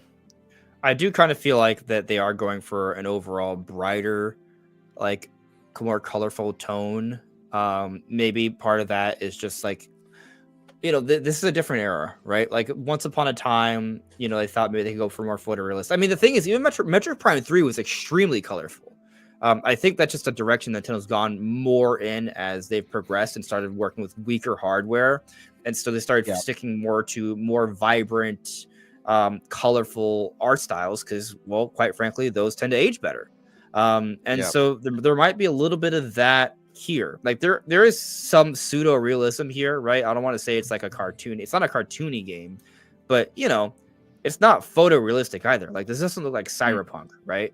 It's there's a clear difference. What I'm broadly reminded of, like when you look at a lot of the skyboxes in the game where you're looking out over that really awesome bridge. Yeah. I think that we know that members of 343 who make the modern Halo games were brought on. They came to Retro Studios. I think you can feel that. I'm a massive Halo fan. Same. And I really like, for as much as I think 343 did a lot of things right and a lot of things wrong with modern Halo, I think the art direction of 4 and 5 is really astounding. And I think you can feel that because Halo 5 in particular sits in this really interesting place where there is an immense amount of realism in the texture work and in the world building, but it also has this comical cartoonish element to it as well, and that harmony where it sits is really interesting, and I get a very similar vibe off of Prime 4. Oh, for sure. No, ever since I saw the first trailer of this game, I'm like, man, this looks so much like Halo 4 and 5. Yeah. It's very, very. They got some Halo interesting to see devs, so you know. I mean, even with the alien we were looking at earlier, very Covenant-like. He looks like an elite. Yeah. Yeah, he does. Yeah. With the I actually princes kind and of want to do a couple shout outs here. Nintendo Land, what's up, buddy? Nintendo Land says 3D Mario Time, baby. I hope so. Maybe God, don't I watch hope Nate's so. podcast. Nate the Hates podcast. My English is deteriorating. I was mean, hoping for the sure game it's to be a fine launch listen. title, and the idea that it won't even come out this year is devastating to me. I hope we see it. Yeah. I still think that there's more. I think the odds are better that it will show up than it won't. I just don't think it's 3D Mario? Yeah. Oh yeah. Fair enough. I mean, I'm still on Team 3D Mario showing up. I honestly would be surprised if it isn't. I mean, yes, there's a world where it isn't, but is it a world that I want to be a part of? It, I would I- be You don't have a sad. choice. I don't have a I wouldn't be choice. heartbroken, but I'd be sad for sure. I mean, if they give, I mean, we got Prime 4, so I'll find a way. I And mean, there's Mario gonna Kart. be games. There's definitely gonna be games that I'm gonna be pretty much just as hyped for. But that is probably my most anticipated game for Switch 2. Yeah, It's up there for sure. It's one of them. yeah. I do want to dive into this concept art. That's why I put it up. But I see that Captain Doge added me about something regarding a Rent Archon where the and when the Yellow Forest monsters attack. I will get to that. So because I want to talk about that too. But just on this concept art here, there's some stuff, right? Like we see like these mechanical enemies. I feel like these are like some sort of guardians that Samus will have to fight at some point as a test, right? As she goes through some sort of rite of passage, and these Lemorne characters give her more psychic abilities. But what I really want to point our eyes to is this bottom part of the art, because they're depicting Big a desert. vast desert, and there are multiple points of interest in this vast desert. We see over here there's a flag. I almost want to think this Kind is of some fortress. sort of like maybe like a Federation force fortress on a vast desert. And then we look across over here. There's some very unique looking sort of obelisk with something hovering above it. Which, you know what, I could see Yeah. something like that being in Halo, right? But it's unlike anything we've seen yet. I don't want to say it looks exactly like the structures we see from the Lemorne. It could be Lemorne. I mean, that's probably our safest bet. That it's some sort of Lemorne, thing. But it might be Chozo. It might be Some, like, something big else. flying creatures around it, or am I? They is could just be that? birds, but this one looks kind of like a dragon. I mean, depending on how far away they are, they look like they could be huge. It's hard to tell. Yeah, it's the thing. They is look they're like very hippogriff small. sized almost. Like this one looks. You know what I mean? Like that. Are we sure that's a bird? Are we sure Yeah, that's a bird? it Right? could Like be a it could be a dragon. bird. That's a bird with some big hips. I mean, it could be a bird. Yeah, I mean, that birds would have big hips, like a chicken, with long wings. But it also has a very long tail. Like, I mean, these could be alien birds. So They definitely could just be birds. But it's Um, hard to say with the sizes because you can't. It's impossible to tell how far away Yeah. they are. And so. the thing is, these are different too. Like this isn't like a normal mountain. This is something else. This is something else. There's something else I noticed. Like I don't know what that is. Could just be rocks, I guess. Being so zoomed in, I can't see as much anymore. Hold on. Does that make it easier? No. No. Was that what I was? Maybe. Okay, maybe it is what I was looking at before, but because I was zoomed. Yeah, it is. All right. So you know what? I thought it was a plant, but there was just a smudge on my screen, so it was actually just rocks. Yeah. Fair enough. Well, I just want to point out for this art, like I hear you, Andres, but if you look at the size of Samus and the three characters behind her, I think it's pretty clear that this is a giant miniature set. They're discussing the layout of the land over. Could be. Yeah. But like joking aside, right? Like, do we not feel like we're gonna explore a desert at some point? Like, there's a vast desert with multiple points of interest. I'm not like, listen, it is evident, right? It is 100% clear that the area in the first trailer, the area in the second trailer, we see the map, right? Like we can see where we can explore. Like those aren't Very similar open, scope to the old games. right? Those aren't open world. But is it possible that there could be some very open expanses? I would be shocked if they got the kind of graphical fidelity they have in this game. Bro, this is a and- desert. and like a There's- very big. They'll be area. fine. It's a But, yeah. desert. I would make the. I know, I hate to say this. Unfortunately, guys, I'm going to have to step out here in a minute because I have to not only get up early for the direct, fair. I have to work before the direct. So I'm going to have Whoa. Oh, to no. jump off here in a couple minutes. But the last thing I just wanted to say, because this is an interesting discussion, I'm going to have to catch the VOD later. But I would just be really interested in areas this big because I think that's a fundamentally different design challenge than what Metroid Prime is equipped for. And I would actually argue that Metroid Prime is an open world game. You just can't walk anywhere you want at the beginning of the game. But That Very is good there is take. an argument for that. There is an argument. But yeah, I Yeah. think I'm gonna have to hop off. Unfortunately, it's great to meet you guys, and Andres, thank you as Yeah. always for Yeah, having man. me Yeah. on. I wish we could Let's stay chat longer, soon. but we'll have to Maybe, chat again maybe, soon. maybe we'll do another one later this week. Yeah, that would be great. Nice to meet you, Abram. Right. Yeah, great Yeah. talking to you Nice to guys. meet Have a good night. Night, man. Good night. Yeah. Backlog Banter is linked in the description below, by the way, guys. So make sure to check out that channel. Abram does a lot there. Right. So, I mean, here's my ultimate point. We do not know how big Prime 4 is. And when I say that, I just mean like No. length, right? Like, I think I think with confidence that we are still scratching the surface. It's still tip of the iceberg because we only Sure. see, as we just talked about, we saw Energy Tank 2 with the boss fight, but like all of that we can probably get to that within the first hour or so, right? Yeah, So- I'd imagine if that's not the first boss, that's the second boss of the Right. game. The first boss would be like a prologue boss, like the Yeah. Parasite Queen, you know. Right. The whole space frigate you can beat in less than 10 minutes, you know? So Mhm. like yeah, like you can get to Flagger in less than an hour, you know. I don't mean like crazy. Like obviously you probably won't get to Flagger in an hour if it's your first time, but you could. So my point is that we don't know really that much, and is it really that crazy to think that there can be a game that has open sections? You know, like there are games that do this. Heck, even Pokemon does it. Remember with Sword and Shield, they had the wild areas, for example. Yep. Sure. So, That's a great point, and that's what when I was talking about it earlier. Like I would love to see them do the classic Metroidvania with some large open sections, kind of like how I said Dark Souls 3 does. There's some big open zones, but a lot of it is very intricate design. I don't know, like this looks expansive, but it could also be misleading. You know, this could just be Yeah. like really cool concept of like this is one of the main planets that you're on, but maybe you take your ship to these different points of interest, and you know you could explore a section outside of one of the temples, but you're not traveling from what might be a fortress to that tower. And I don't know, like, what does that mean for the gameplay? Like, does Samus get some sort of like a mount, like a Yes. speeder bike to get there? Hear me quickly? out. Because Hear me out. let's hear you out. all right. I've actually talked about this for years, that there's always been a little, well, always it's a strong, but it's happened a few times where Samus has actually sort of a natural inclination or a connection with wildlife. Like think about the animals she saves in Super Metroid, for example, or in Fusion.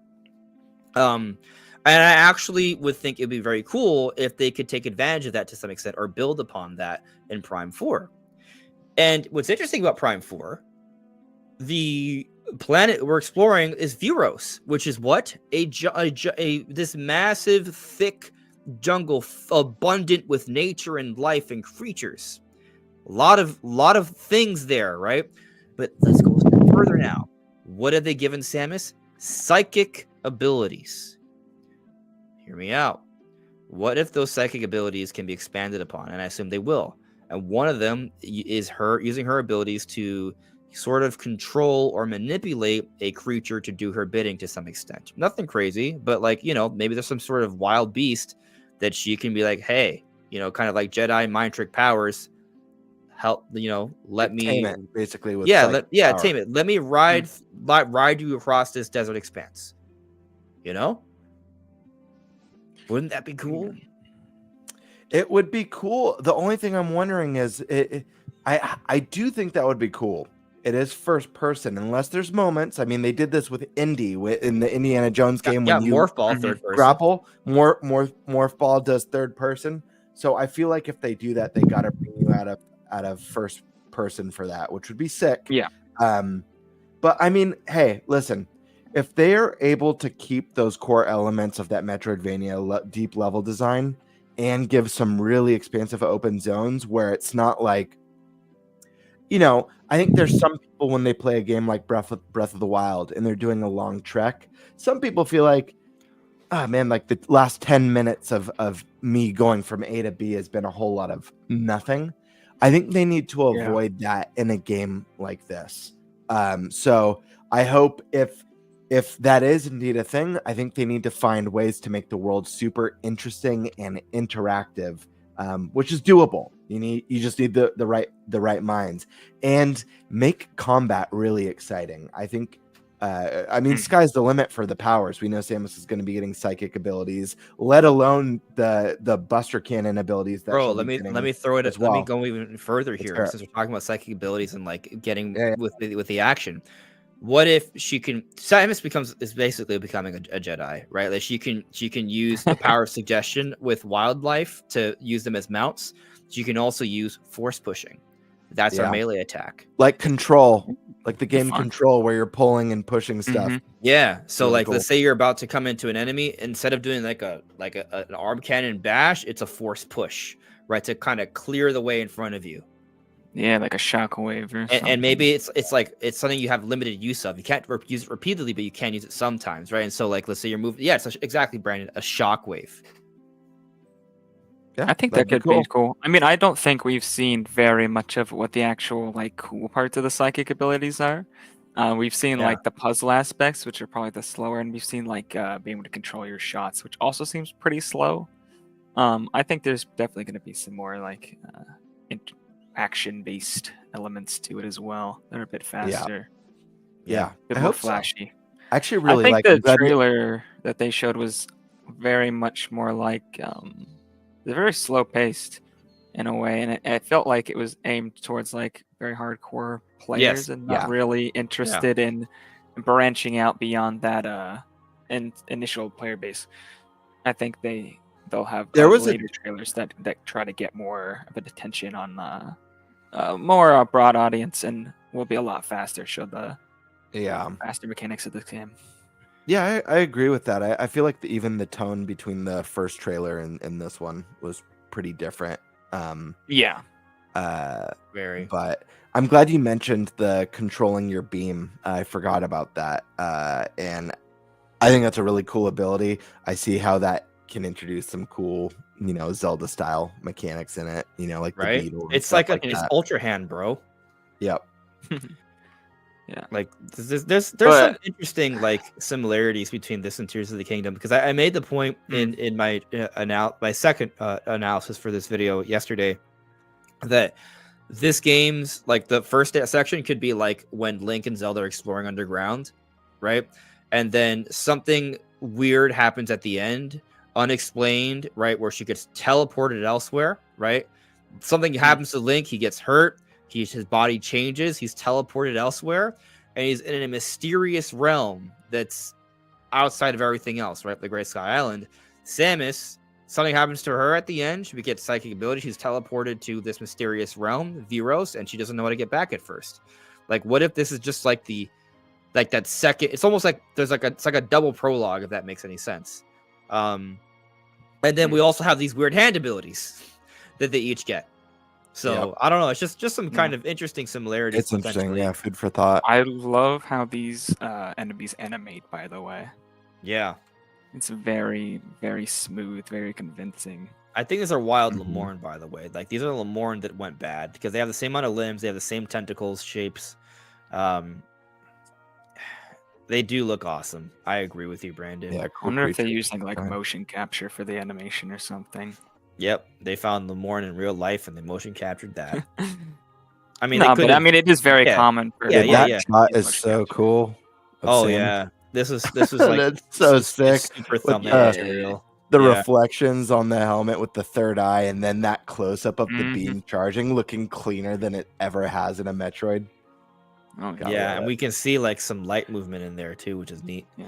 As far as the game being open or more open, I don't think we've seen the most open part of this game. Sure. But No. I also don't think it's going to be like way more open than what we've seen. I think there's going to be a few areas that are bigger and more explorable, but I don't think it's going to be something insane. I don't think you're going to have this like huge open environment where you just like run the around. Skyrim. Yeah, like I don't even see it being like Xenoblade size areas or anything close to that, but I would expect something that's maybe, a couple times bigger than the rooms we've seen.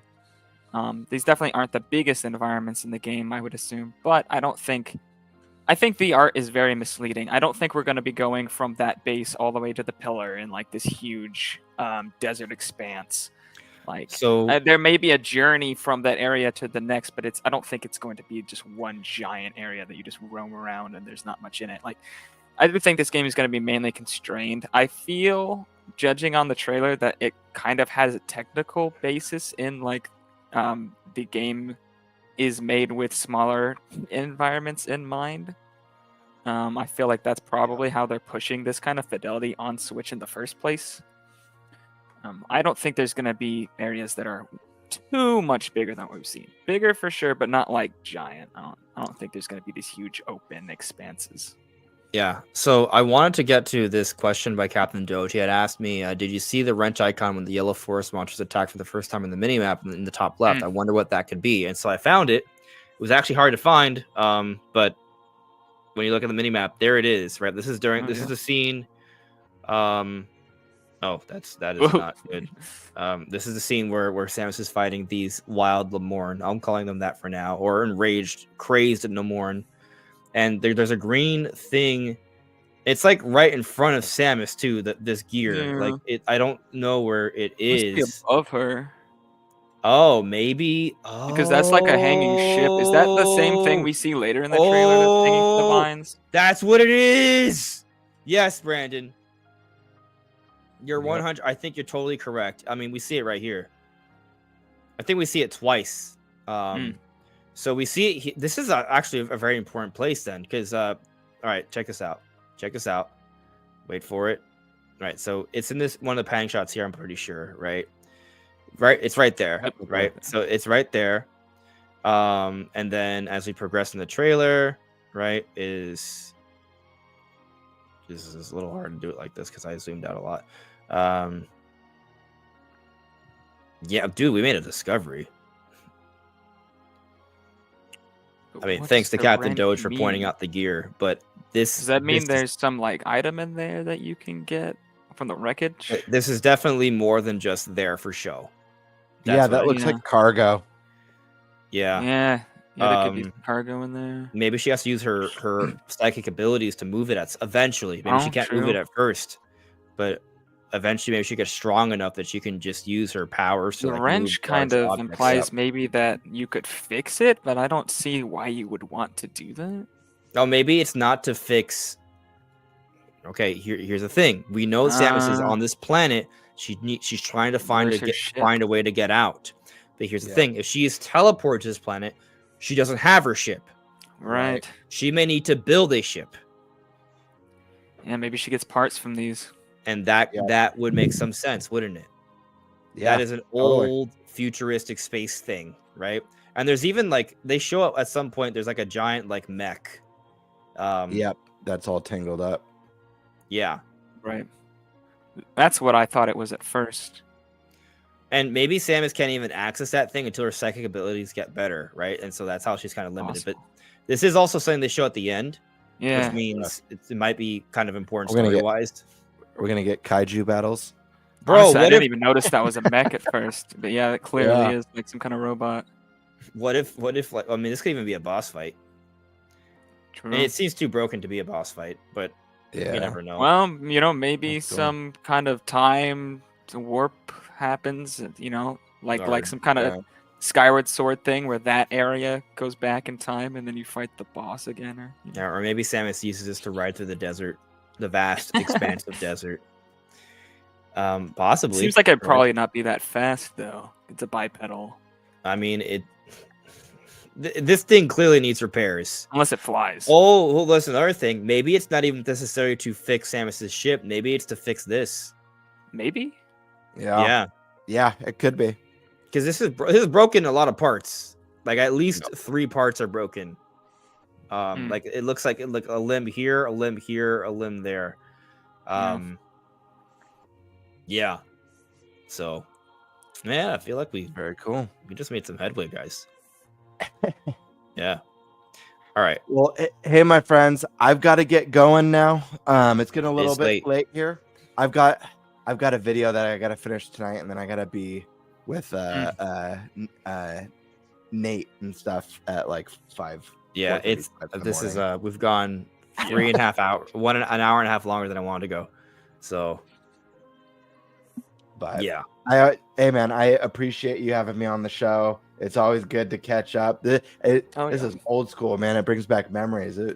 Right. People in chat who don't know, Andres was the first YouTuber I ever talked to years ago. You know, and my channel was way smaller. Andres' channel was, I think Andres at the time, I think he only had like 3,000 subs way back then and stuff. So Yeah, your it's crazy. channel has grown a lot in those years. But super Cameron's cool to be also a back, very man. important part to Andres Restart lore. Yes. Yes. A little bit. I want to Play say a role. that, but but anyways, it's always awesome to be here, man. I'd love to come back sometime whenever Yeah, you dude. have me. Oh yeah. And Anytime. guys, get ready. Tomorrow's the day. Everyone's gonna be screaming. There's gonna be hospitalizations. There's gonna be God knows what else. But I don't know, but it's gonna be wild. It's gonna be wild. All right, guys. Well, thanks everyone in chat. Good to see you guys, and I will catch you guys next time. Yeah. See you, Good night, Have a bro. good night. All right, so we are gonna wrap up the show, guys. So final questions. We'll do it for a couple of minutes. And then I got a lot of live streaming not too long from now. So Yeah. What is it, like 10.5 hours? I don't want to think about it. Taker 610 with the super chat. Thank you for the super chat, Taker. Taker says playing Prime 4 and the Ocarina of Time Gerudo theme plays.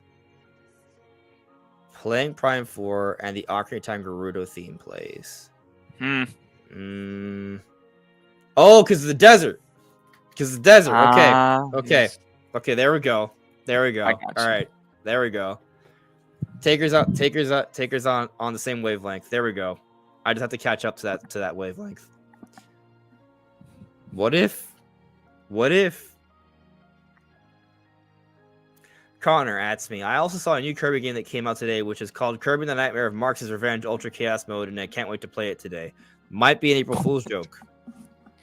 Might be. I don't know. Yeah.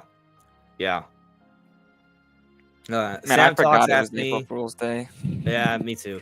Happy Switch 2 Eve, man. I don't think I've ever been this excited for a console presentation as I am with the Switch 2. I am very excited. I can't wait.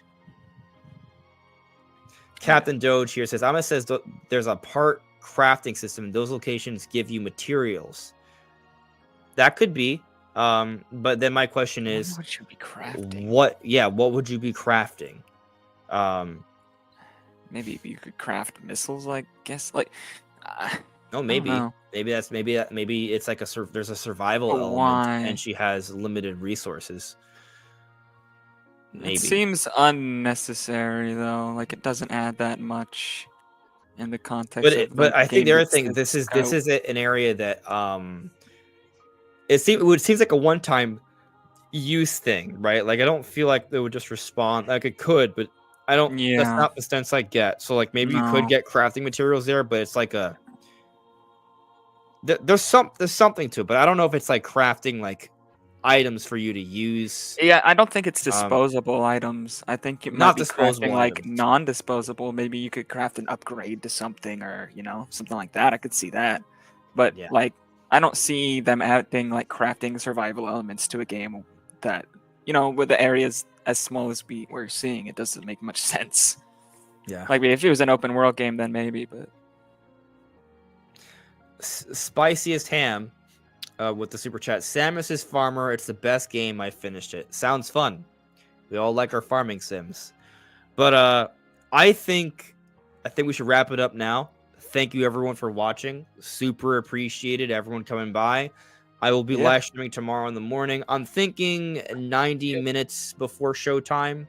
Right? Okay. So that no guarantee. Same if I'm alive. I need to get my before sleep. So if I showtime. end up starting an hour before, then it's only gonna be an hour before, but maybe 90 minutes, right? So 9 a.m.